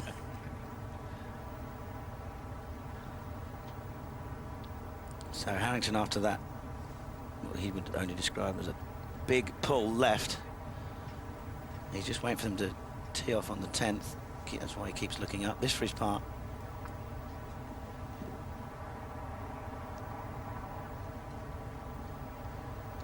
So still to find his first birdie on the front 9. Yeah, but 2 over, 38 is not ruinous. He still has a chance to maybe pick up a shot or two, and probably that's going to be tomorrow. It's a little gloomy out on the 17th, the island hole. The Barry Burn crisscrosses around and across the fairway. Yeah, and Brian Davis just on the downslope of that burn, coming out the semi-rough, down off the left. Good shot from there. That'll make 18 now. That wind's turned around a bit. That'll make 18 difficult. Straight into the teeth of the wind, back down to the hotel.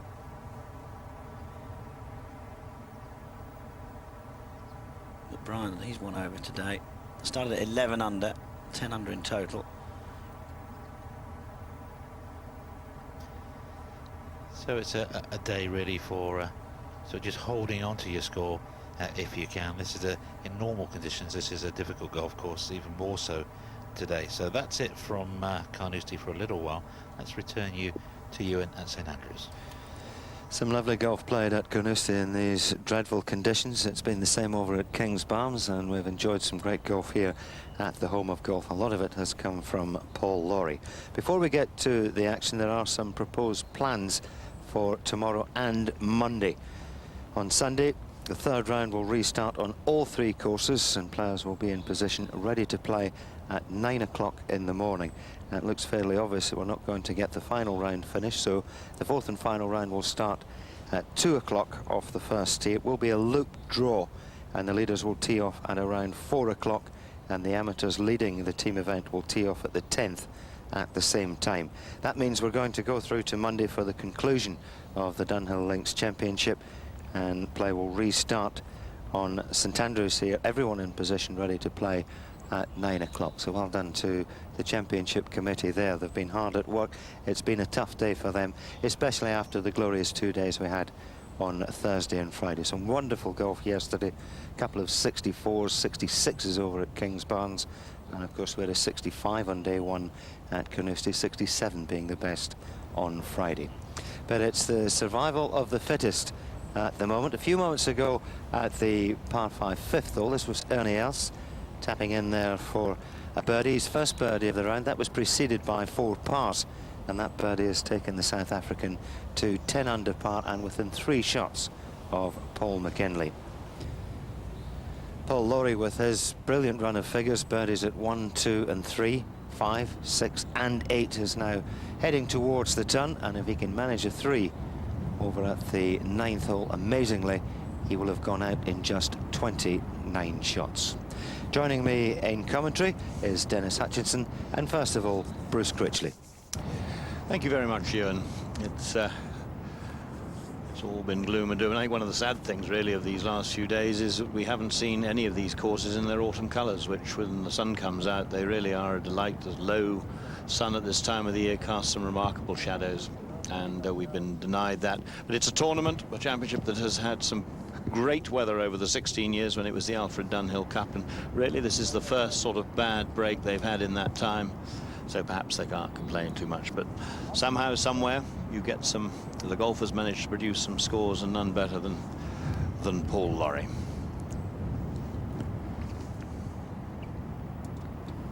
Well, really putting together a remarkable 9 holes here, and there's always the chance of a birdie at 9, the short par 4 of 352 yards.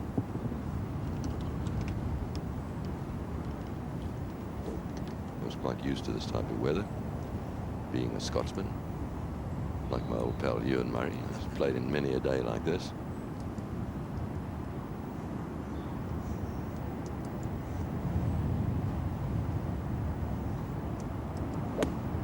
Sort of put us low into the breeze, wouldn't help the players on the way out. Another good shot from Paul. 28 shots hit so far. Let's hope he can knock that in. It really would be a remarkable feat if he could get to the turn in below 30. And well, he's made a marvellous move up the professional leaderboard at 11 under par, 2 shots away from Paul McKinley. 3 players at 10 under, Howell, Davis and Els, and Greg Owen playing some pretty good golf too over at Carnoustie. 8 holes left for him, and he heads the group on 9 under par.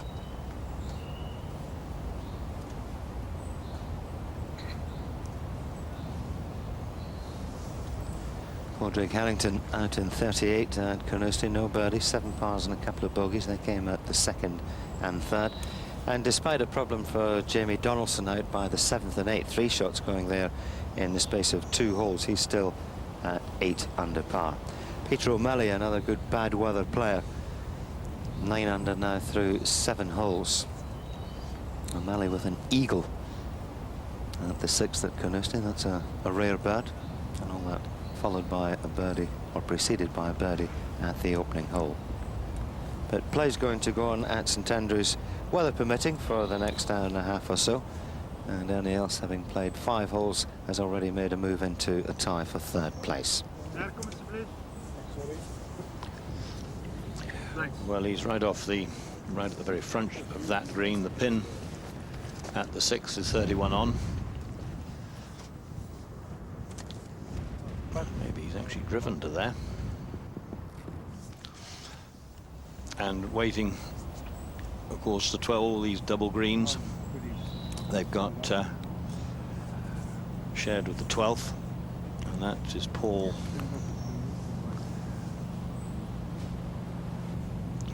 Escapes with the Harris, I think. Harris, that's right, from America, South Africa. Actually looked like Graham Simmers there, didn't it? Graham Simmers, the captain of the Royal and Ancient, that we just caught a glimpse of there.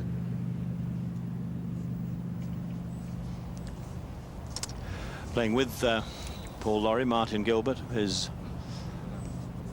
sponsor from Aberdeen Asset Management, CEO, so he'll be delighted to watch his main player there.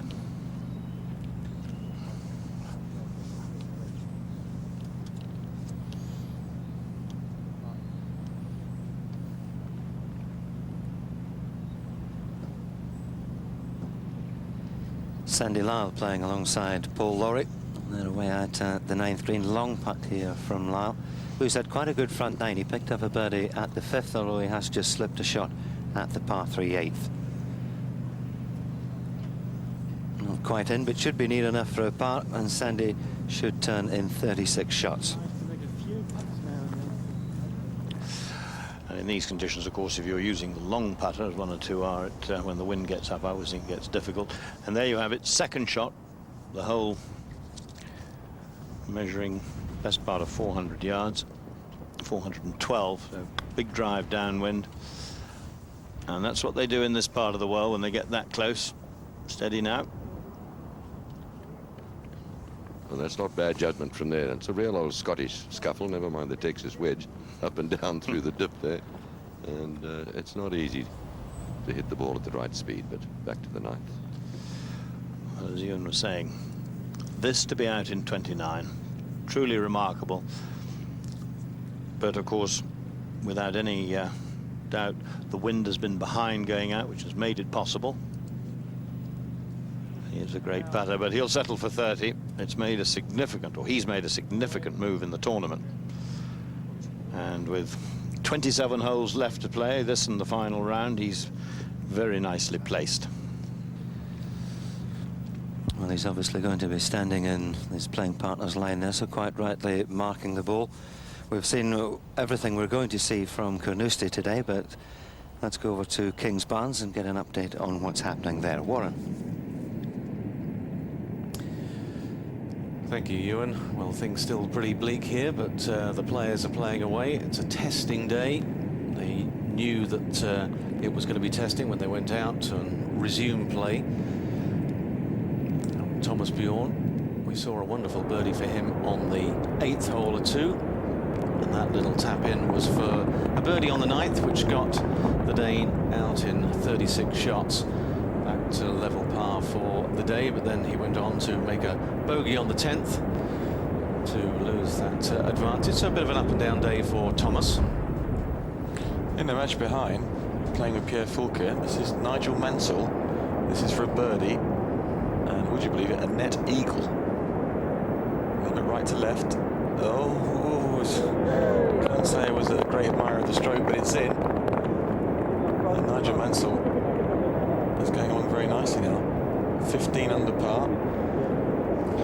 A little bit of cheer because his playing partner Pierre Fulke out in 41, although Fulke would birdie the 10th hole. But another person that's been playing quite well today in the company of David Dixon is Stephen Posford, the amateur from Sunningdale, and having a word with him down on the fairways, Ross McFarlane. Well, it may be bright and breezy, but somebody's got a smile on their face today. Absolutely. An incredible time to do it. The end is this is going to be the most horrendous round of drinks I've ever bought. Everyone's going to be waiting in the jigger. Oh, my God, but a wonderful moment. So exciting. Just to confirm, Stephen Posford, a member of Sunningdale Golf Club, Yep. handicap. Six handicap, and it's a hole-in-one. A hole-in-one, absolutely. A miracle. How many have you had? That's my third. And have any of those been at Sunningdale? None at Sunningdale. Now, I did one of them down at Royal St George's, where I'm also a member, and Wentworth.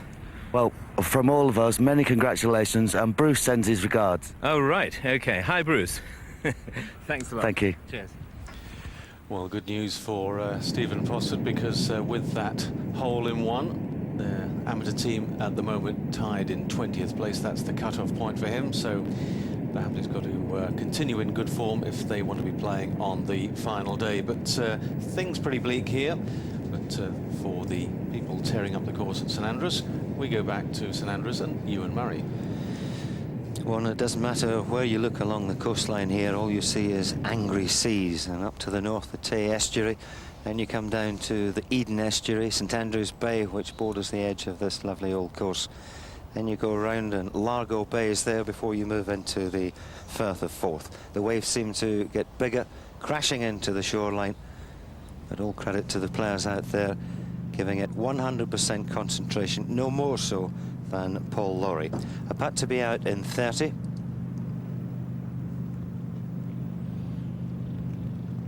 That's just a stunning front nine, and it's good enough to take him into sole possession of second place, 2 shots behind the leader, Paul McGinley. Impressive. Well, it's lovely. As I say, you can be a little trying to say, well, it's wind behind that makes that possible. It'll be very hard coming home. But we'll go to Ernie Els trying to make a 3, which you feel you ought to get when you've driven that close to a par 4. He's got close with a lot of putts, just not quite going in, but the stroke looks very sound to me. Nice little bit of blag in it, good rhythm, and he's always a threat wherever he plays, and I think he'll just go along as steadily as ever. And if the putter starts to work through the loop, he could pick up several shots. Our American Brett Quigley, who played so well over the first couple of days, is round underway at Kings Barnes, and 3 pars keep Brett at 7 under, which is currently 6 off the lead in the professional team event.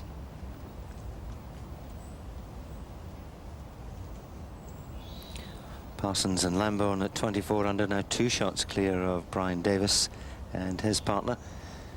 Nasser Hussain going along well with Jamie Donaldson. That's over at Carnoustie. And if you're joining us for the first time this week, you can see the colour bars there: purple Carnoustie, grey Kings Barnes, and orange for St Andrews. That's the courses they're playing today. And Paul has made his way to the halfway house. They used to call him Chippy, and many people thought that was because of his prowess from around the greens, but having known Paul from a very young age, I can tell you it was for the potato variety that he was famed for. But something warm in there will be very welcome, no doubt, after the 9 holes that they've had to endure.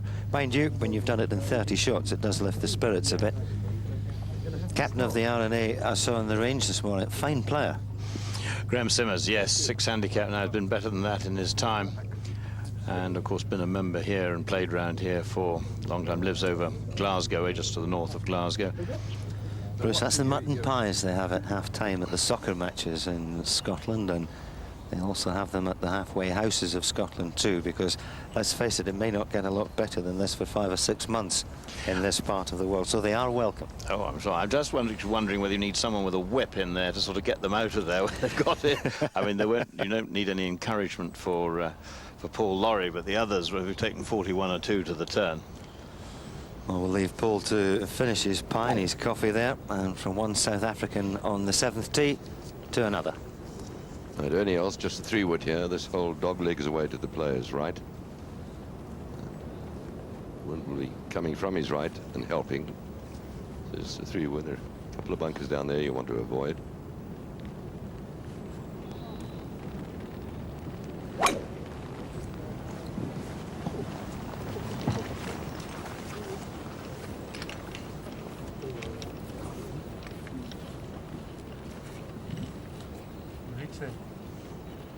Johnny else having propelled his ball up and over the wind bushes and the banks at the 7th, and it's a sensible tee shot. It's over to the right-hand side of our picture there, and that will leave him a second shot virtually straight along the length of the green. Going well. Yes, he's playing with his father, Niels, who didn't come in at all at Carnoustie on the first day, when Ernie went round in 65, so it wasn't really required. Ernie took 70 yesterday, and Dad contributed 7 times. Which you would have thoroughly enjoyed. And there's the main man, Johan Rupert, sponsor of this tournament. And there's a beautiful tee shot from Johan, and he's going along quite nicely in the team section. Today playing with John van der Velde.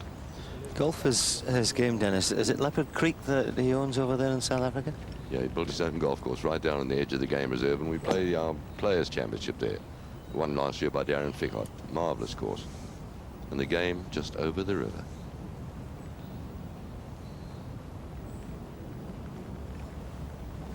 Big man Neil Else, and he would play every single day of his life if he could. Loves the game. Doesn't swing as well as his son, though. I think the great thing is we've got 1 or 2 relatives playing, Michael Campbell and his father, Thomas, and you've got Retief and Francois Gussen. Here's Lee Westwood, and yet again not another week that things haven't gone right for him. He's just level par for the day, but 5 over for the first 2 days when there hasn't really been a tremendous amount of wind, and still searching for a consistent swing. And at the moment not finding it. It's been an amazing turnaround. He played so brilliantly all of last season and led the Order of Merit over here, and you just wonder what could have gone wrong, did he?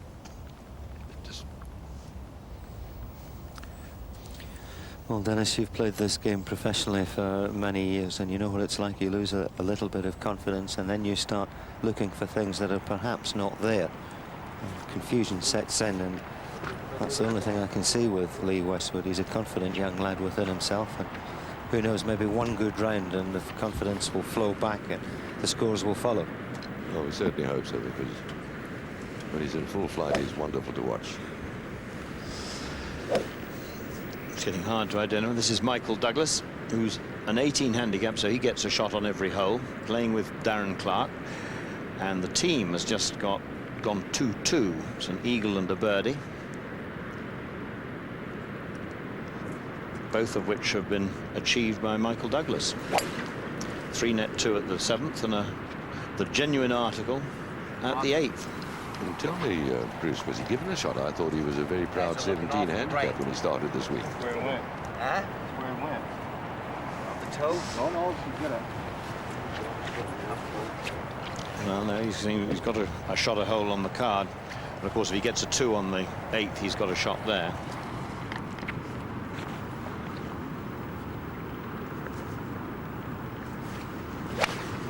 Good shot. That's awesome.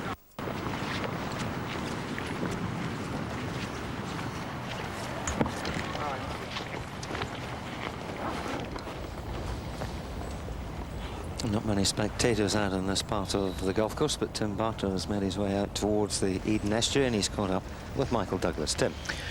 Michael, you've come and played at St Andrews on a number of occasions in the Dunhill Cup Pro-Am tournament, but probably never rougher than today. This is tough. This is about it. You know, the wind and the rain, and we had to stop, which is the hard thing. You know, once you kind of get your rhythm going, and then you got to stop again, so that made it a little more difficult. Now, I want you to talk me through the 7th hole, because it was, you had a couple of quiet ones, and then you decided to burst back with a bang. Well, I'm dying. It's a wild thing about this, because out in the practice range, and you feel like $1 million. I was hitting good, and got a couple of good shots off in the beginning, and then just totally lost it. And I thought it was going to be a long afternoon, and then got a decent second shot on 7. Had about a 60 foot, I guess. I would think at least that. At least 60 feet off the green, and it just like it was on a string. It went right in for a net eagle. Then we got a net birdie here on on the next hole, and of course now I towed it and I'm off here, so that's golf. That's golf, absolutely. But yeah, terrific tee shot at the 8th as well. A fairway wood needed there, despite being a par 3. Yeah. But those are one of your favourite clubs, aren't they, the fairway woods? They are. I feel most comfortable with them usually. They don't get too fast, especially when it's cut, you know, like here at St. Andrews, when it's so tight, not much of a lie you can get. Well, thanks very much for spending time with us. Thank you. You haven't got long to go now, a couple more holes. Okay. Thanks, Mike. Thanks a lot. One of the most famous tunes in Hollywood, of course, his father Kirk, one of the great actors down the years, and Michael himself has a house over the right-hand side of the 8th fairway at Riviera, where Steve Elkington won the PGA Championship back in 1995. By the looks of it, he's been spending a bit of time on the fairways, I think. Yes, it's almost, you say, overlooking. You actually need a funicular railway to get down. There's a great sort of cliff face, and he's on the top of that. There on the top of that, but they're all loving it, and I think it's the variety, the change, and as Clay Walker was saying a little earlier today, it's windy and it's slow, but I mean, we've never done this before. It's a new experience. It gives hours of bragging rights when you get back home, and the stories and the weather will get worse with the passage of time, as they tell them. The weather will get worse and the shots will get better. Absolutely, yes. The putts longer, the ones that go in. He certainly seems to have enjoyed himself thoroughly, Clay Walker. He's come across very well indeed. The bleak scenes, but wonderful golf being played. He said he towed his tee shot. He's gone right the way across the other side of the 10th fairway, which comes up parallel to the 9th. But it's not a bad line in. Pinned pretty well in the middle left-hand side. Lee Westwood, his second shot to this par 4 9th. Low, little punchy type of shot required.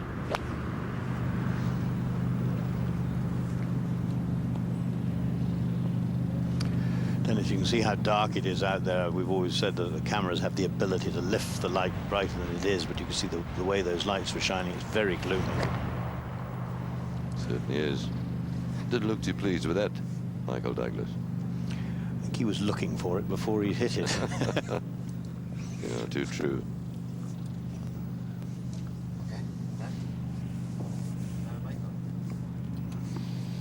Golf still going on over at Carnoustie, we think. Remember, it was a bit dark when we left there around half an hour ago. So let's find out what's been happening with Steve Beddoe.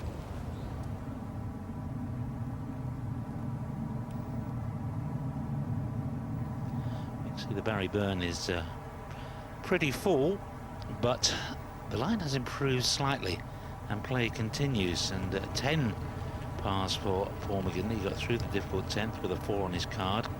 This is live over the championship course at Carnoustie, and still McGinley can't make a birdie, but it is the sort of day when 18 straight pars you take.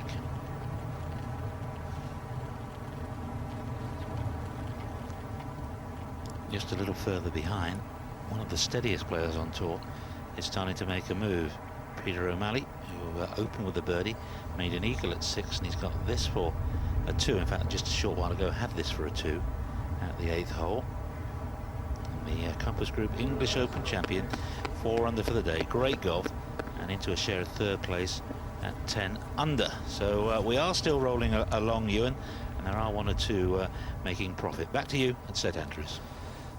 Some good golf from Carnoustie, and Steve and Richard will be keeping their eyes on that over the next half hour or so, and we'll be bringing you up to date with anything else that develops in the county of Angus. But at St Andrews, the main featured groups are coming towards the turn, 1 or 2 of them beginning to start the back 9. And this, the start of the day, no doubt. Paul Lawrie about to get that back 9 underway, having turned in just 30 shots.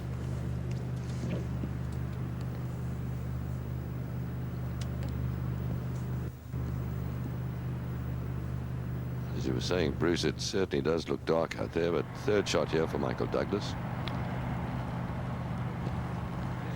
Nice running shot. It's done pretty well.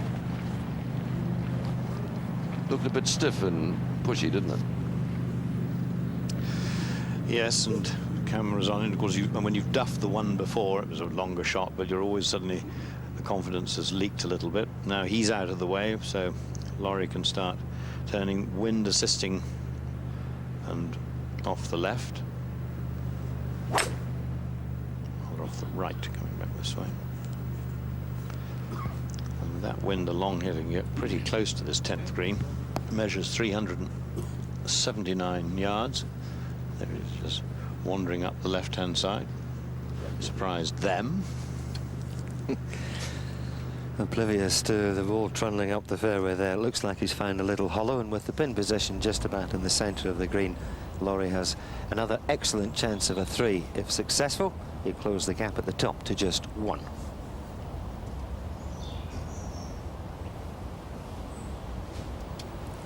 Ricardo Gonzalez, who's recorded his first victory on the European Tour this year, 8 under through 6 holes. That's over at Kings Barnes, where play is still continuing, but it's wild and windy over there, but the same as St Andrews and Carnoustie.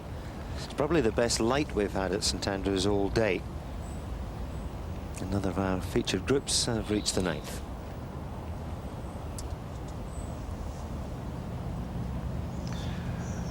Pro players here of Darren Clark and Lee Westwood. This is Samuel L. Jackson, great actor, been at that game for many years and very successfully. Big man, being interviewed yesterday alongside Ross McFarlane. He made Ross look very small.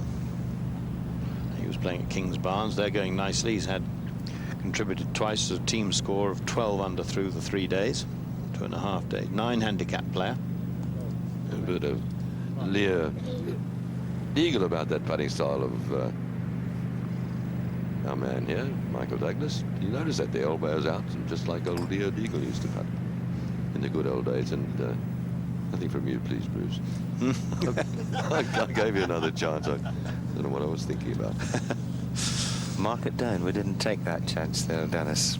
It's be good to Dennis Day on Saturday. You we always have a lot of fun with when he comes over to do the international commentary from South Africa. I'll be looking forward to going down to your lovely country later on in the year for the $2 million, I think they call it now, at Sun City. Yep, well, it's always great to have you there. Darren Clark now. Turn, you brute. It's not been a bad day for Darren Clark. Anybody who plays a par or lever, he's 1 under for the day, so that when he got, he'll be out in 35.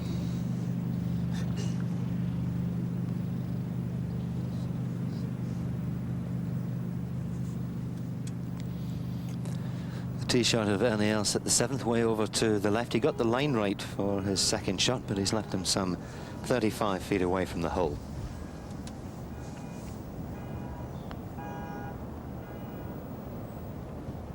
Hold your head. That's a beautiful putt from Ernie. And a safe par 4.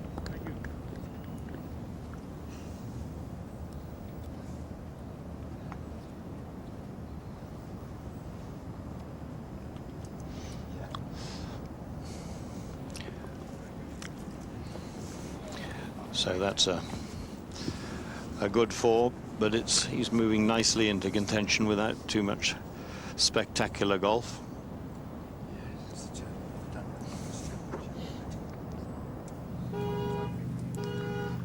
This is Samuel Jackson now for a par at the 9th hole.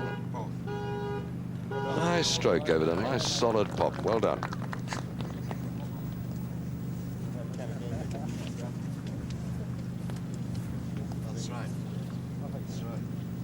That's good. Lee Westwood, they're not playing all that well. Still appears to be thoroughly enjoying himself.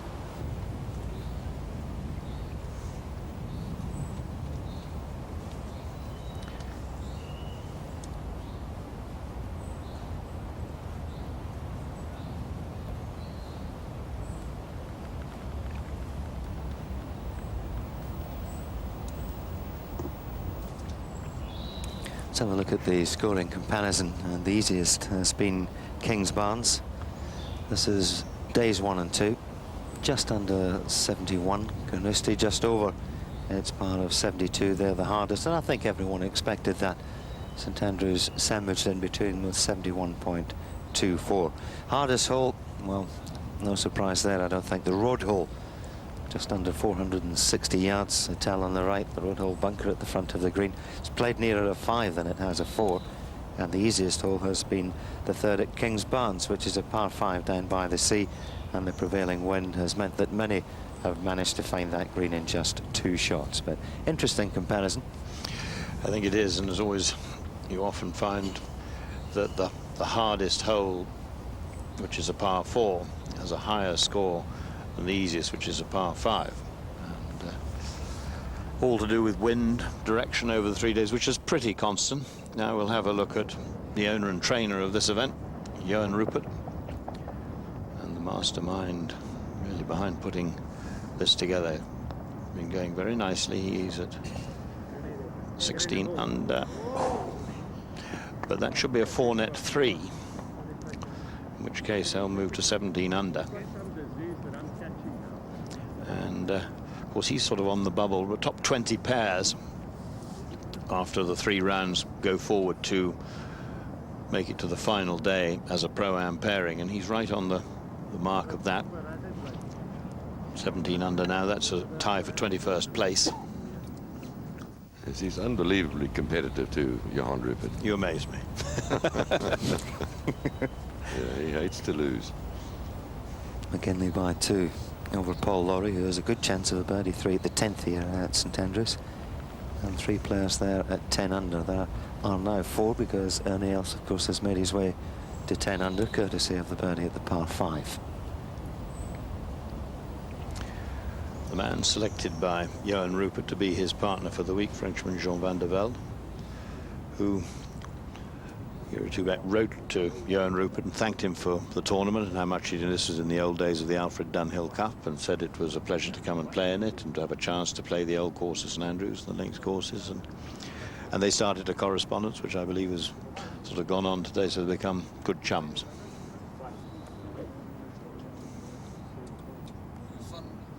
You're a fund of wonderful information. Don't know where I ever picked this stuff up.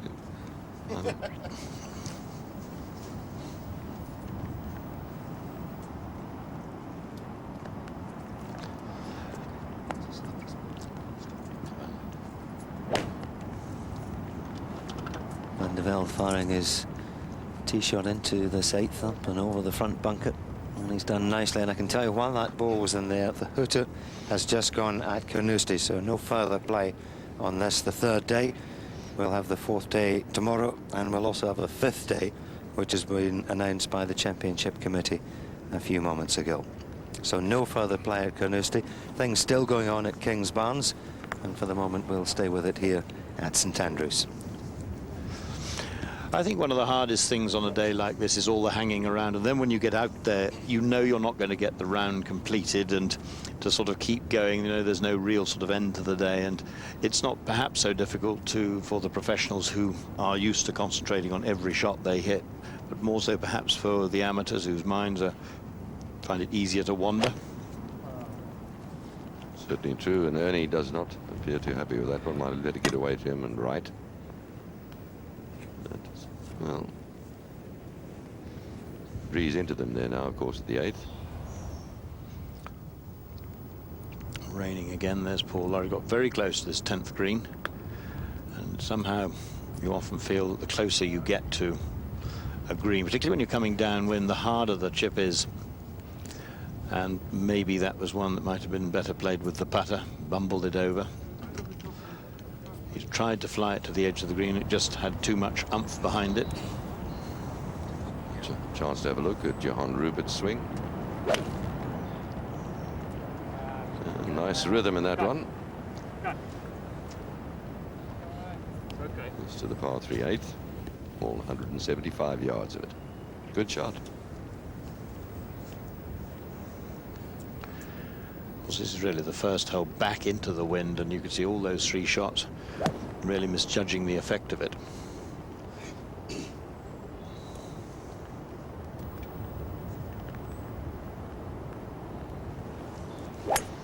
The swing I sense Dennis has hit a few cover drives and off drives there in another game. Yeah, it certainly has.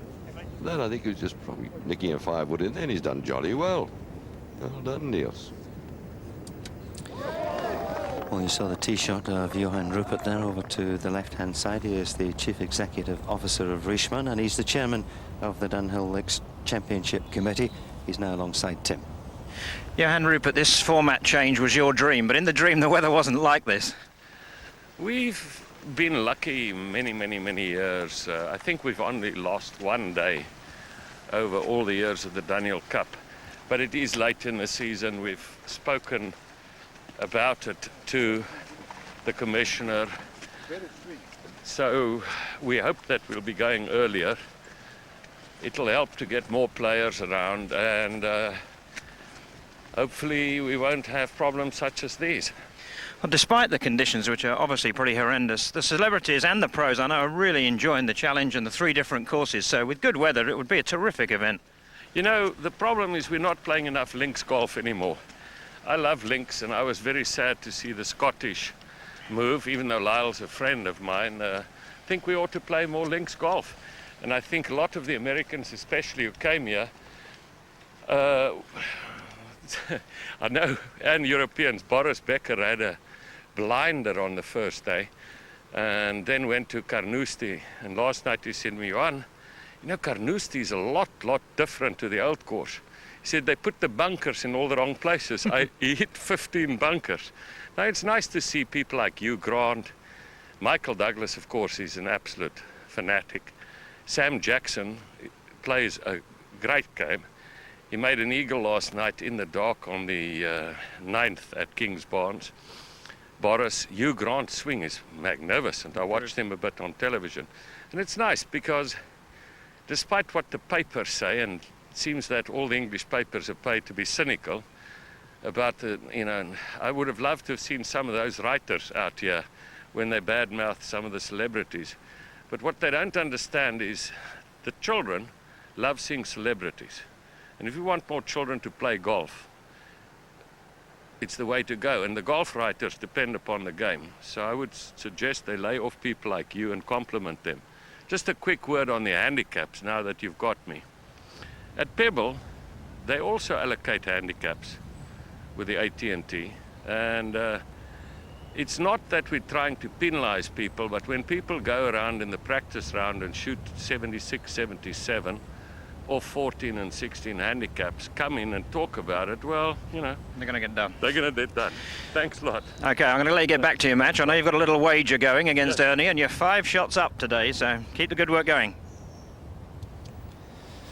Here, as far as Johan Rupert's concerned, it has been difficult for the Dunhill Links Championship Committee. It's been difficult for the players out there, but each one of them have played with a smile. They've done their level best, and that's all you can ask of anyone. If you want to criticise that, then I suggest you do, and then wander off home.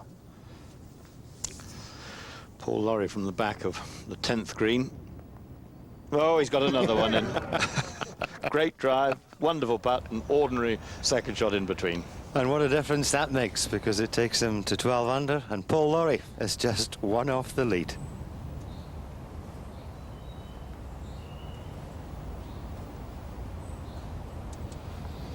David Howell currently at 10 under par. That's good enough to be in a tie for 3rd place alongside Peter O'Malley and Brian Davis, who's done well after his double bogey at the 10th, his first at Carnoustie. No play at Carnoustie. They're still playing over at King's Barnes, and it looks like it's going to be a reasonable evening here at St Andrew. It's certainly the best it's been all day.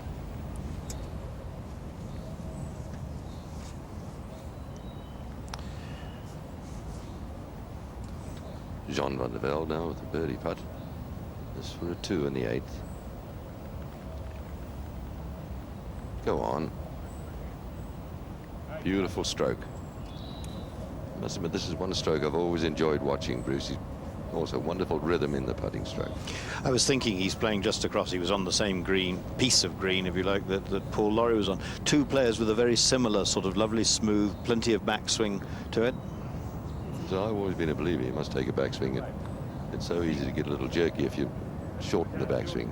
So to give yourself time to allow the putt ahead, I think, to swing back into the back of the ball.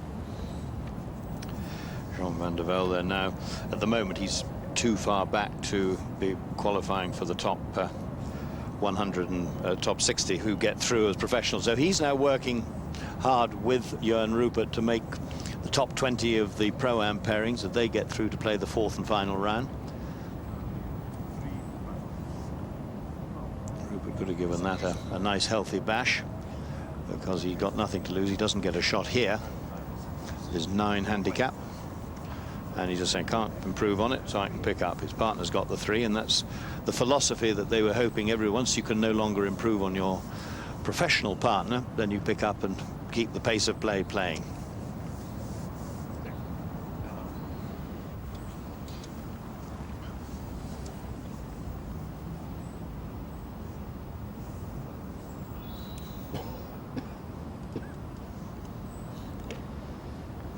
The putt of Else Senior. After a handy little fairway club shot, finding the 8th green. That's the easiest of par 3s there. And he'll go ahead and tap that in. Tough old hole today. It is back into the wind there. And while he does that, we'll once again cross over to Kingsbarns and see what developments have been happening there in the last few moments. Warren.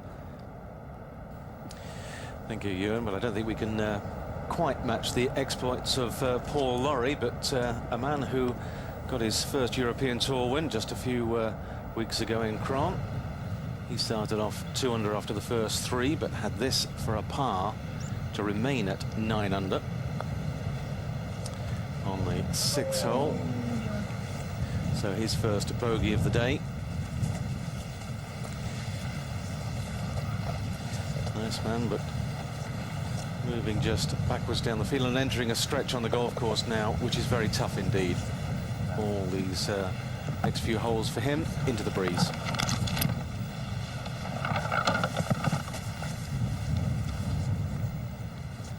This is Jeremy Lambourne, 29-year-old property developer from London. This is for a real birdie on the 6th, 23 under. Left to right, but just overcooked it. But he's playing ever so well, and he's the man to catch at the moment. And I would suspect the way he's going, the way he's scoring, there's still a few birdies or net birdies left for him today. Might be, but seems to be breathing a little bit hard at the moment, not surprising. A couple of shots clear at the top of the amateur leaderboard, Lambourne. So with that little update from Kingsbarns, it's getting pretty dark and murky here. We'll hand you back to Ewan Murray, where all the action is taking place with Paul Lawrie.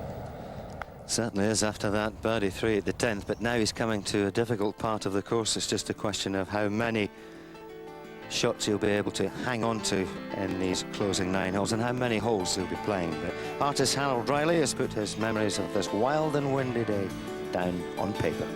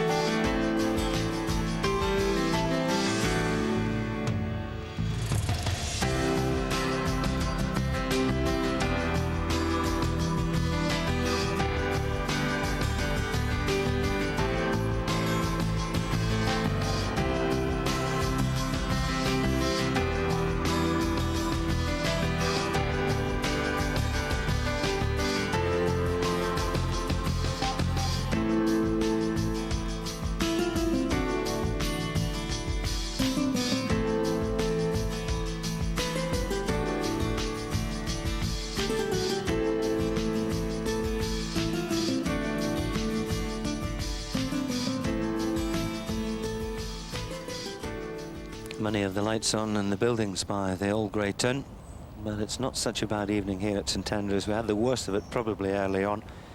We're having the best of it now. No play over at Carnoustie. Kingsbarns still going. They've got about another half hour's golf there, and probably much the same here with Paul Lawrie birdieing that 10th hole. He may well have 3 holes maximum left, and he might just manage to get himself to the 13th. But it's certainly been worth watching him play in this 3rd day, which isn't going to finish. And here are some of the highlights of Paul Lawrie's astonishing round. Began with birdies at 1, 2 and 3. It was followed with a par at the 4th, and birdie number 4 wasn't far away at one of the easier holes on the golf course, the par 5 5th, and Lawrie 4 under through 5 holes. The 6th downwind right to left, 2 lovely shots to within 15 feet, and in that went 5 under through 6 and progressing nicely through the field. He didn't manage a birdie at the 7th despite driving to within 25 yards of the green. We didn't expect a birdie at the 8th, neither did he. It duly arrived in for a 2, and that left him needing a birdie 3 at the shortish par 4 9th to turn in 29. Sadly, he didn't make that, out in 30. The pitch at the 10th for the second shot skidded, went to the back of the green. Another one of these long tramliners, and in you go. And that's where Paul Lawrie has got to at the moment. Within 1 of the lead held by Paul McGinley. Lawrie currently on the par 3 11th. 4 players at 10 under par. Jamie Donaldson's done well. He's just picked up another shot at Carnoustie just before play finished there. And with 5 holes left of his 3rd round, he's at 9 under par and in sole possession of 7th place. Plenty at 8 under, including Ricardo Gonzalez, who just slipped that shot over at Kingsbarns moments ago. Colin Montgomery's made a nice move. He's now at 7 under par, out in 34 here at St Andrews. The birdies have come at 6 and 7. Paul Lawrie has found the 11th green, Bruce. He has indeed. Not too far to go. He's going to go down the hill, down the slope. And this really is quite an easy putt compared to some he's held, but this is, well, you can get a run. And I think probably the round then is just beginning to come to the end of the right time for him before he turns back into the teeth of the wind. That's very true. I think this one down the hill, he's shown some marvelous imagination on the greens. I wouldn't be surprised at all if this one popped in.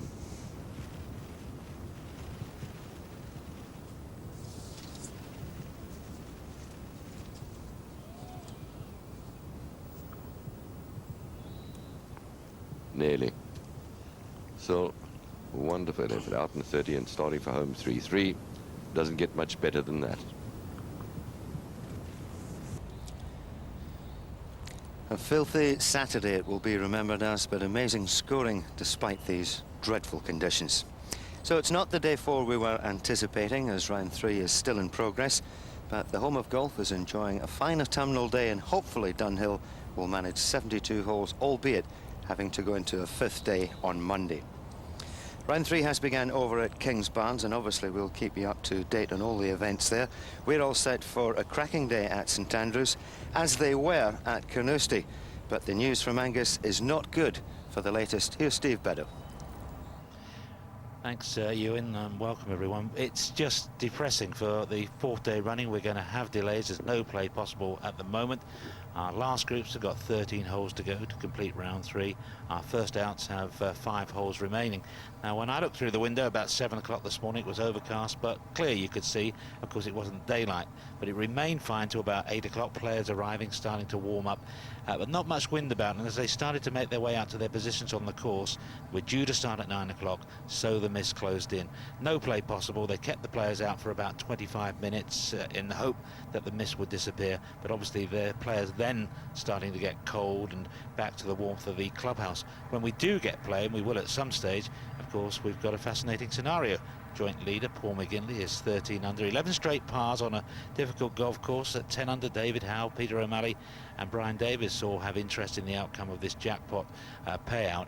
And not out of the picture, Porrick Harrington, who's 8 under, 2 over for 10 holes yesterday, and having the foresight to change his hotel and book into the Carnoustie Hotel, so he didn't have too much travelling to do this morning. He had to send wife Caroline to get the suitcases back to St Andrews. But talking to him yesterday, he said he didn't play particularly well, and he said the problem was I couldn't get focused.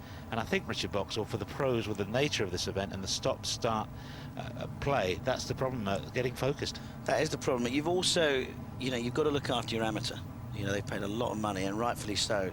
They should be looked after. So, a full admiration really for people who can get to 12, 13 under. And you've also got, okay, that the amateurs have got caddies and they're helping them out, but they do admittedly want some advice off the pros, and that's what the pros are there for. And so you've got to hit your shot, and then you move across to your amateur. It's the same on the green. You hit your putt, or you might watch your amateur hit a putt, but you've got to give them a line. You've got to help them out, and that's where it's difficult to focus. And that's why I think that I'm amazed really in the conditions as well that the scoring is so good. 13 under Paul McGinley. I mean, that's fantastic golf. So there you are, plenty of great camaraderie, but I'm afraid the only action at Carnoustie at the moment, Ewan, is in the 19th. That's disappointing for everyone over there at Carnoustie. I know how much work has been put into getting that course in great shape, and for this time of the year, it certainly is that. It's been the same story over at Kingsbarns. They've had their problems over the first 3 days with the fog, the mist and the har. But hopefully things will stay like this at St Andrews, because we've got plenty of good golf to see from both the professionals and the amateurs. Let's have a look at the pro leaderboard just to bring you right up to date with that. Confirmation of what Steve was saying there. Paul McGinley with all of these pars over at Carnoustie, 11 and all. That was a tremendous effort in these awful conditions. Paul Lawrie, well, I don't know what's happened to Paul, 8 under for the round, and he still has 5 holes left to play at St Andrews. We'll be keeping a close eye on him. Ernie Els is making a move. You'll see him there at 11 under par through 11. His latest birdie has come at the 10th. Colin Montgomery's moved nicely into the top 20. He's at 7 under par. Montgomery out in 34 at St Andrews. Currently he's on the par 4 13th. So that's the professional leaderboard. Let's get straight out and join Paul Lawrie, who's in the middle of this glorious round of golf. Joining me in commentary is Dennis Hutchinson, and first of all we hear from Bruce Critchley. Thank you very much, Ewan. Yes, and what a nice day to be playing this hole. Yesterday morning when they first went off into the wind was blowing, the rain was lashing, and this was a monster hole. Now perhaps for the longer hitters reachable in 2. One of 2 short holes, 581 yards. When the wind's in your face, you worry about hell bunker. No such problems after a good tee shot today. And there the ball of Paul Lawrie over on the right-hand side. In fact, he's gone a little bit too far. He's got through the green. Not a bad chip back from there, and he's not that far from the pin, so his lovely round continues. In the same 4-ball, we have Sandy Lyle playing with the RNA captain Graham Simmers, who was a pro-am pairing, lost it on the first day, took 6 at the 17th on Carnoustie, and currently they are 10 under par. At the moment, to be in the top 20, you've got to be on 18 under par or better, and so the standard is pretty high. But nice day, Dennis, for a little bit of golf. You know, it certainly is, Bruce. So no wind at all to speak of. It's not that cold, and I'm sure the players will take full advantage of the soft and yielding conditions. Look at the team leaderboard, confirmation of what Bruce was saying, and yet 20 under par is in a tie for 7th. Well, that's just how tight it is at the top. Some famous names there, of course. Retief Goosen and his brother Francois moved nicely into 20 under par there. Paul Lawrie's exploits have taken him and his sponsor up to 20 under. Hugh Grant there, the 2 L's, dad and son, Boris Becker, and Clay Walker, who I think has been a sensation since his arrival over here. Yes, he's the country and western singer, lives in Houston. Is Steve Elkington is godfather to his young, so they're great pals, and despite having a few shots reduced from his handicap, he's still competing as we go on further down that list. And as you're saying, very tight indeed. Michael Mayer is the downhill skier from Michel skier from Italy, and Dermot Desmond from Ireland. Lee Westwood sadly on his own this morning because Samuel L. Jackson had a previous engagement, couldn't play on this Sunday morning. And for Lee, it's a lonely place out there because having just dropped the shot at the 13th at St Andrews, he's 1 over for the round and 6 over for the tournament. It's amazing. You know, last year, a year he'll remember with great fondness. This year, really a year he wants to forget as quickly as possible. I think that's right. It started so brightly with the birth of his child, but he's never really been able to get back into his rhythm, trying 1 or 2 swing changes, which maybe with the benefit of hindsight he would have been better to have left alone. He's a very natural golfer, very instinctive, and thinking about the golf swing, as we've seen so often, is sometimes means you do it less well than you do it purely by instinct. Words of wisdom, Bruce. Well, Big Ernie is going along nicely. He's out in 35. Yesterday, promptly birdied the 10th. Par 11, so started back with 2 threes, and always a chance of a 3 at the short par 4 12th. Just 314 yards, and drivable for many of the players.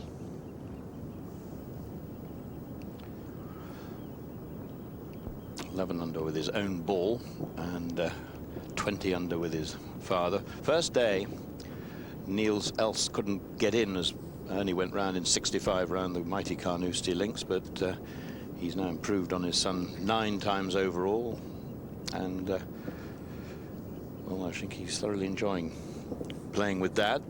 Well, we can find out exactly what's happening down there as we join Tim Barter. Good day to you, Tim. Good morning, Ewan.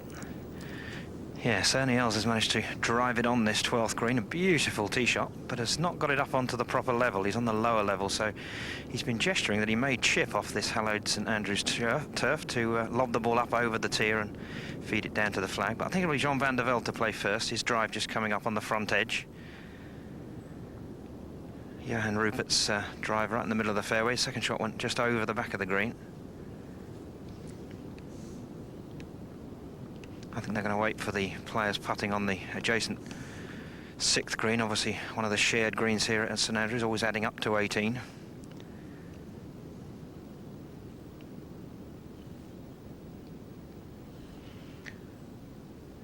I remember watching David Garland, one of the PGA Tour officials, hole a 76-yard putt on this green. One morning we were out looking at the flag positions, and longest putt I've ever seen holed. It nipped underneath the greenkeeper's mower as well. At the appropriate time, the greenkeeper tilted it, and in it went. Sadly not for those over on the 6th green, but very shortly it will be clear once again. Tim, I was just thinking what a tremendous bonus to have started at the first at St Andrews yesterday, because they had that first 9 down win, while the ones who started at the 10th were playing back into the wind. So certainly the players you're watching have had the best of it. Yes, and Ernie Els knows that very much so. He was chatting to me yesterday, and we were saying that it was pretty much as difficult as we'd seen St Andrews play, but at the same time Ernie was smiling because he said, I'd hate to be at Carnoustie or Kingsbarns, or as you say, on the back 9. So he took advantage of that, shooting 1 under with just the 1 birdie at the 5th. And he's added to that, as you say, at the 10th today. So he knows he's had a break, but the 65 at Carnoustie on day 1, a terrific score by Els.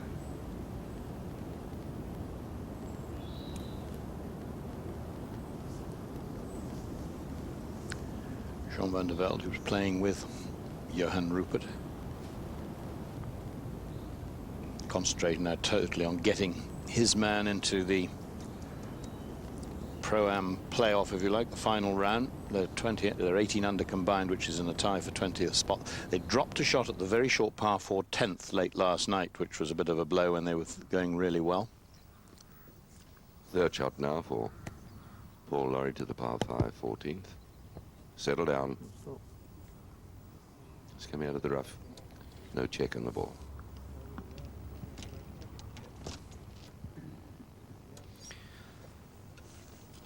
Probably the most important part of the round, that, for Lawrie, just to keep everything going. As soon as you drop 1 shot, you lose the momentum. Here's his partner, and done very well. He's had a little tongue he came up there using the putter. Quite a lot of pressure, I would think, on Jean van der Velde, playing with the owner and trainer of the event, Johan Rupert, whose company it is that is sponsoring this, and obviously very competitive and wants to be there playing in the 4th round. Swing with Colin Montgomery. He's second to the 13th. And Colin going along very nicely. Here at St Andrews, a couple under and a chance to get to 3 under at the old course. Ernie Els. This is a putt for a 2 at the par 4 12th.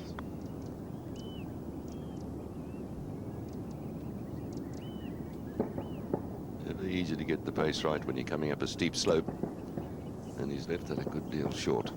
Had a chance to chat to Niels, his father, last night at the function they had, and he's really enjoyed the event. And I said, well, he didn't help him on the first day, but you've come right since then, and he really chuffed that he'd been able to help Ernie a little.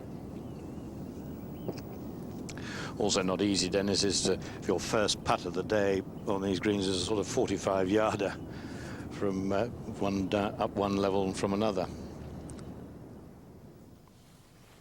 Back with Paul Lawrie, his birdie opportunity at 14.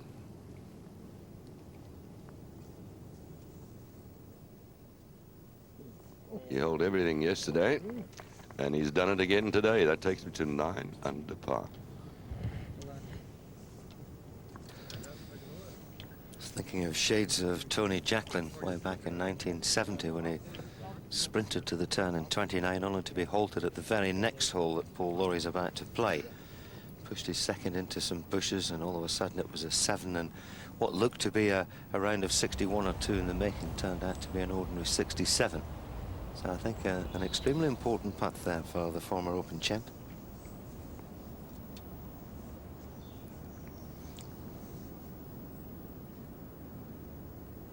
Johan Rupert. Oh, on the walk. well, he's got a fancy down step there. Tell you, the way he's knocking them in, we better watch his handicap. We've got a bit lower with this committee that they've got over here, which has caused a bit of controversy, I think, throughout the newspapers, the players, and indeed those just watching on. But seemingly it's something they do in the AT&T, and it was something they agreed to do when they were setting this championship up. And I'm not sure I agree with it, but there you are. At least they signalled their intentions early. Absolutely. Of course, he's on it. And I think one of the differences here is you don't, or in America, you don't actually have people playing in the tournament on the adjudicating committee. This is only else for a 3, so he starts with a 3 putt, which is it's still a par 4. But Johan Rupert's now gone to, or he and Van der Velde have gone to 19 under. That was a net 3 for them. Else continues to menace the leaders. On to Colin Montgomery, his birdie chance at the par 4 13th. Come on, sweet thing. Oh. Big money events. Montgomery's never far away. No, and he's this year, of course, he hasn't played as good a year as he would have liked, and he's sort of competitively very fresh too, and has worked his way up after a quiet start. Van der Velde, of course, got to keep his own score going.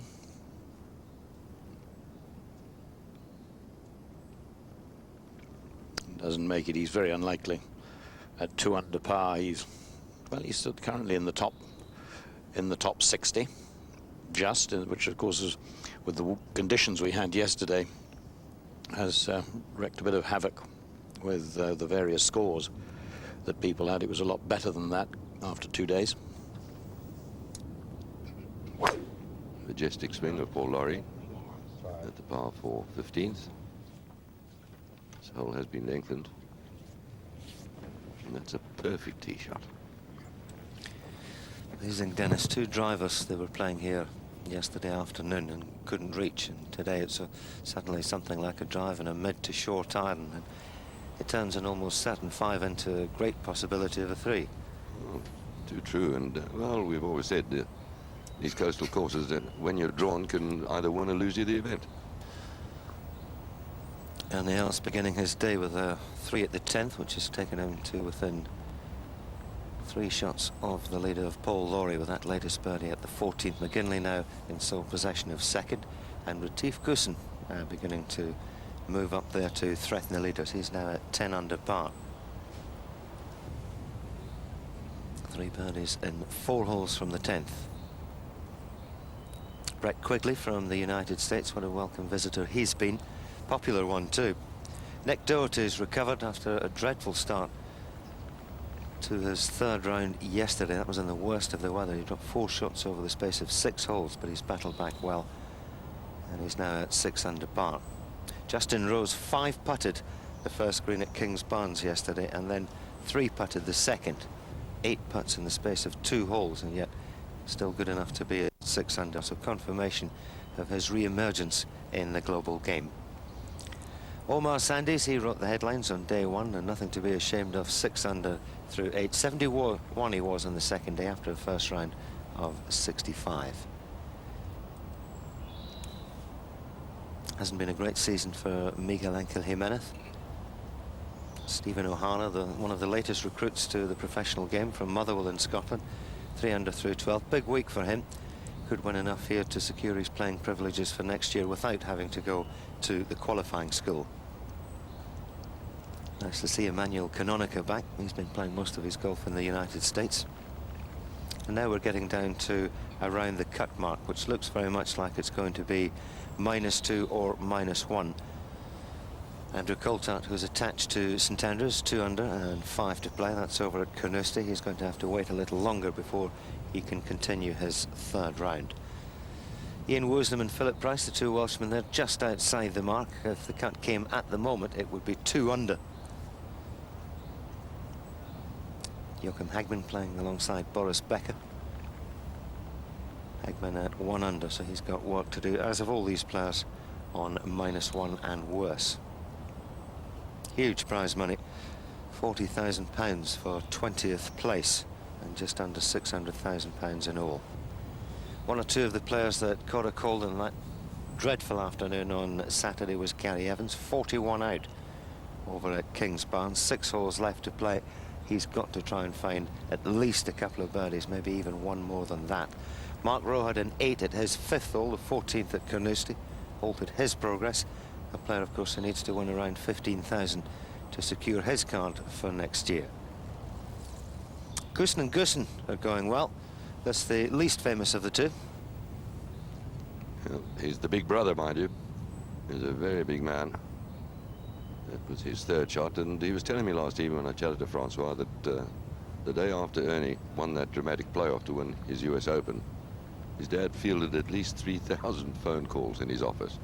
So incredible, the interest and the joy that win created in a little town of Petersburg. And mind you, the calls came from everywhere.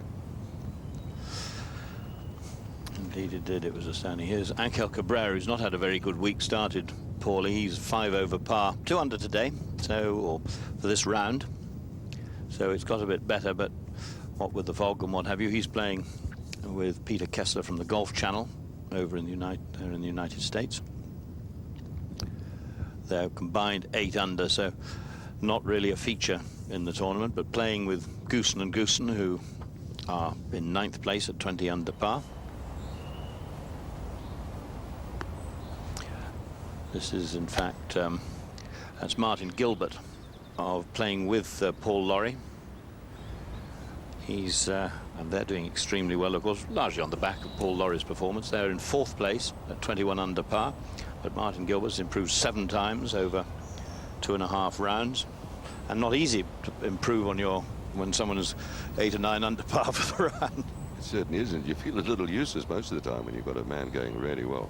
So that's great shooting.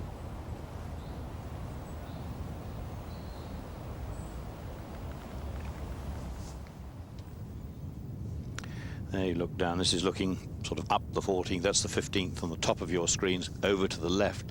None of these double greens. You have the 4th green with the 14th, and it's sort of wide and fairly bland when it's the 4th, but at this point I think it's a brilliant green, Dennis, for a par 5, even though it's pretty wide.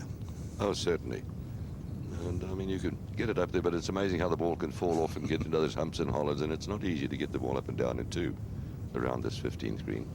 But Retief Goosen has found the putting surface, and has an eagle opportunity, and he's suddenly got it going. Birdie at 9, and followed that with a birdie at 10, another birdie at 12, and followed that with another one at 13. So he's really got the chance to make a very strong move up this leaderboard. I don't think this could ever be classed as a tap-in. Just have a look at this. The good thing is he's on almost the same level. He's got a little rise to go up first, and then it's level for the last 3/4 of its journey. I think this has been a marvellous event. When you look at Paul Lawrie and his sponsor there playing together, you've got Andrew Chandler, the manager of Graham Storm, playing together. I can see it in years to come becoming hugely popular.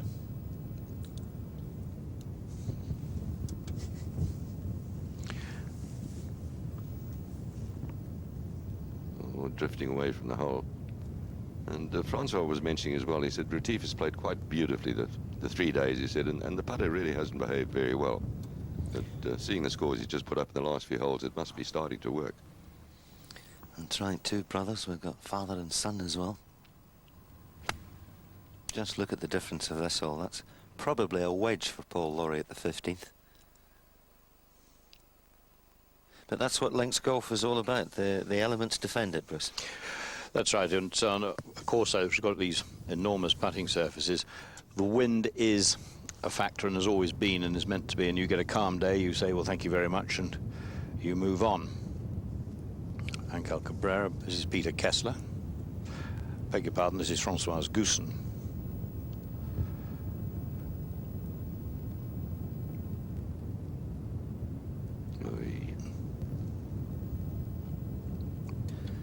Retief was saying he only plays a couple of times a month, every fortnight, over at that lovely course you were talking about, Petersburg. In Petersburg, yeah. But Francois does, you say. Is that so?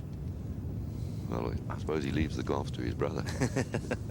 But they produce some fantastic juniors in Petersburg. They really have got a program. And remember one of the old Airways pilots, South African Airways pilots, Koos Hoffman, is a member up there, and he's been very good to juniors as well. And they really have had some fantastic players from that area. Just a word, Dennis, on Omar Sandys, who's written the headlines early in the week, and still up there at 8 under. No doubt the country very proud of him. Oh, no question about it. And just an interesting snippet, excuse me, that Eric... I'm sorry, I'm struggling to get this word, Eric Ndondwi, the other development player. No wonder, it's not the easy. And I was happy to see Louis Martin yesterday, and he said he's just won his first event, a winter tour event at Rondebosch in Cape Town, which is, you know, so the two real development players that Chubby and Lee and Darren Clark are helping with Dimension Data are doing very well. Well, on the subject of South African words, Retief Goossen, of course, is his name, and it is internationally, but over here he likes to be called Goossen, probably just to simplify things, so that's the reason we call him that. From one South African to another, it's our second of the 13th.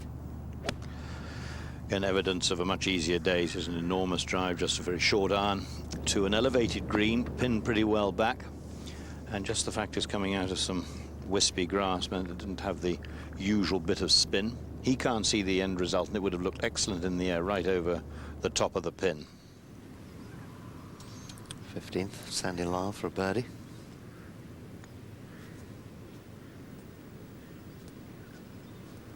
Been working hard with Bob Turns this week. We had Sandy at the beginning of the season going back to what's called a natural game, which was presented to the world by Mo Norman. He was some fine striker of a golf ball. Oh, was he ever? I was lucky enough to play with him once at Winnipeg in Canada in a senior event.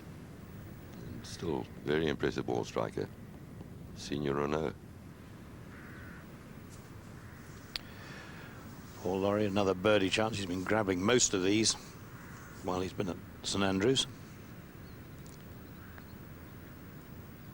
This could be another one. It is. It's a phenomenal round of golf. And the course record is certainly under threat. Remember, Curtis Strange went round here in 62. We've had Jochen Hegman out in 27. And if he can find 3 more birdies in the last 3 holes, he'll have that magical 59 for the first time on the European Tour. And what a place to achieve that. It couldn't be a greater spot. Well, can St Andrews look after itself? It's got the 17th, its last defence. 16th, potentially awkward hole. Some defence too, that road hole. Used to measure 461 yards, been remeasured at 455. That's the score in comparison over the first 3.5 days, I guess you can say now. Lowest round at Carnoustie was from Ernie Els on day 1. And you see 75.44 on that awful Saturday. It was a little less at Kings Barnes, and St Andrews amazingly played the easiest in the 3rd round. But not much between the 3 courses. Kings Barnes, of course, only just over a year old. St Andrews been here for many, many centuries. And Carnoustie regarded as perhaps the toughest links course of them all. This is going to be quite exciting. I'd like to see Laurie make a birdie at the 16th. And of course, don't tell me it doesn't get into the golfer's mind of what he's doing. 10 under for the day. Colin Montgomery waiting on the 14th tee, and this, there will be a bit of a build-up because of it's a par 5 that you can get, most of the top golfers can get home in 2. Do you call those gentlemen behind there, Ian, the polis? They're called the polis up here, yes.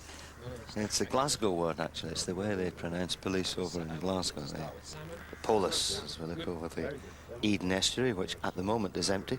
Plug out. I must say, it's not a tee, this one, that you actually want to stand on. If you're an amateur golfer, you want to stand on too long. You can actually look at there's a wall all the way down the right, it's eating into the hole, and it's over that and it's out of bounds. You've got the beardies on the left. You don't, the mind can start to play one or two tricks. You don't have to be an amateur to feel that, I promise you. And I speak from experience. The 84 Open, I managed 3 6s and a 7.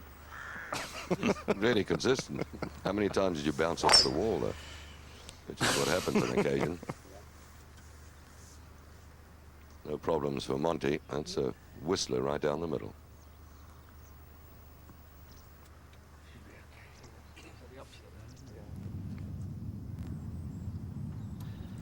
Just an iron at the 16th for Paul Lawrie, trying to take the principal's nose bunkers out of play. We'll probably see him fire this down the left-hand side for safety. There's out of bounds on the right, where the old railway used to be.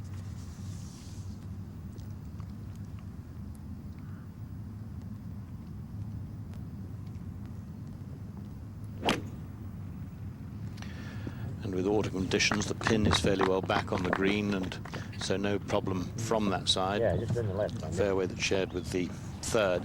But in fact, he's sitting straight down the middle. Well, you can see what an attacking frame of mind he's in, because it would have been easy to take the driver there and blast it over towards the third fairway. It's safe there, although it does leave a difficult second. Although he's left himself a longer second there, it's a better angle. Slipping back to the 13th green, and a birdie putt for Jean van der Velde.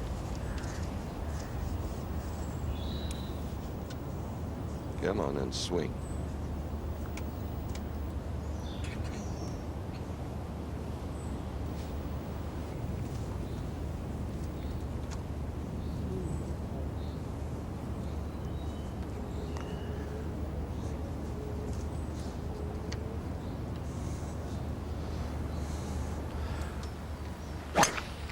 Yeah, he can reach this in 2 shots, Ian Botham. Oh, plays a bit smelly. I think he got that a bit out the heel. And it's trundling along the Lycian fields. Yes, the amateurs get a few yards on each tee, and that's fine. He's down the right side, and certainly if he catches the next one, he's alongside Montgomery. Any else? This is for a 3 at 13.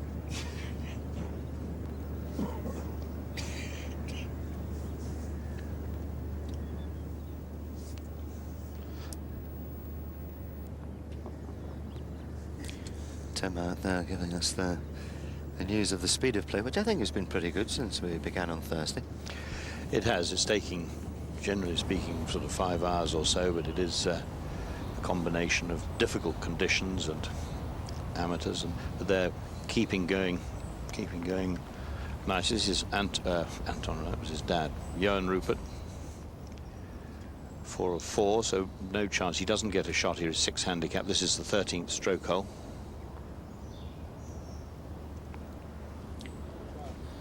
Slips by the edge of the hole there. Colin Montgomery has an interesting amateur partner, Bruce Wayne Huizinga. Indeed, well pronounced. Not easy. Huizenga, who's one of the great business. Made his fortune out of Blockbuster Video and sold half of it for, I believe, $4 billion, and also with some of the loose changes bought the Miami Dolphins.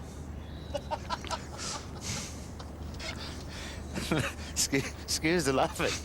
With loose change bought the Miami Dolphins. Oh, what a fine line that is. It's a bit like the round of Paul Lawrie. 10 under and 3 to play. 3 birdies for a 59 at the home of golf. That really would be something special.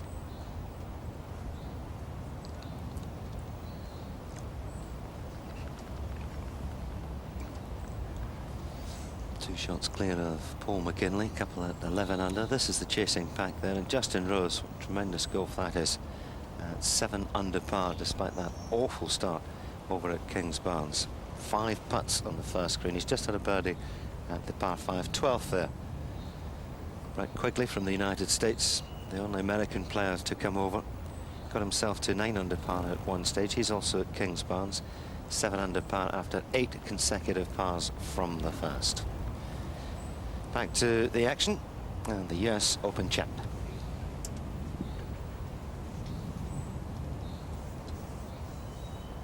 Just found the rough there, but a very lofted club for a tee for that second shot. Hole measures 456, but didn't quite jump the way he'd hoped. It's a hole along with the 16th that was lengthened by 30 or 40 yards for the Open Championship last year, and I think probably benefits. I think of all the closing holes, particularly if the wind's in your face, it's the one that is the easiest or gives you a little bit of relief from a stiff examination coming home. Well, let's see how Francois swings it.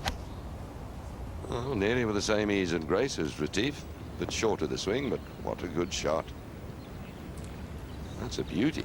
Must be the family rhythm, I think. Could be. I've never seen the old man play yet.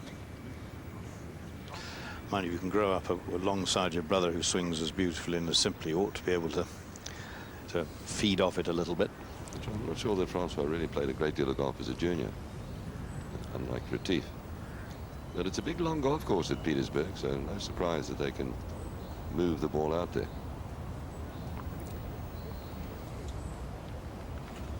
Omar Sandys has just eagled the 9th hole at King's Barnes, adding 36, 8 under, 7 behind now, though. A lovely lazy swing there of Angel Cabrera. Actually felt that he might do quite well here. It's typical of links play. If you get the wrong bounces, it's very difficult to score well. But I think he's a great prospect. Have a look at the team leaderboard, because that's changed quite dramatically since play began once again. Jeremy Lambourne and Lucas Parsons still leading the way. Dropped the shot at the 7th at King's Barnes, so back to 23 under. And just look at them on 22, 4 in all. Big names too. The Goosen brothers tied 6th with Elkington and Clay Walker, who was superb on day 1 of 59 they were around St Andrews. Joachim Hegman and Boris Becker not out of it yet either at 21 under. They're over at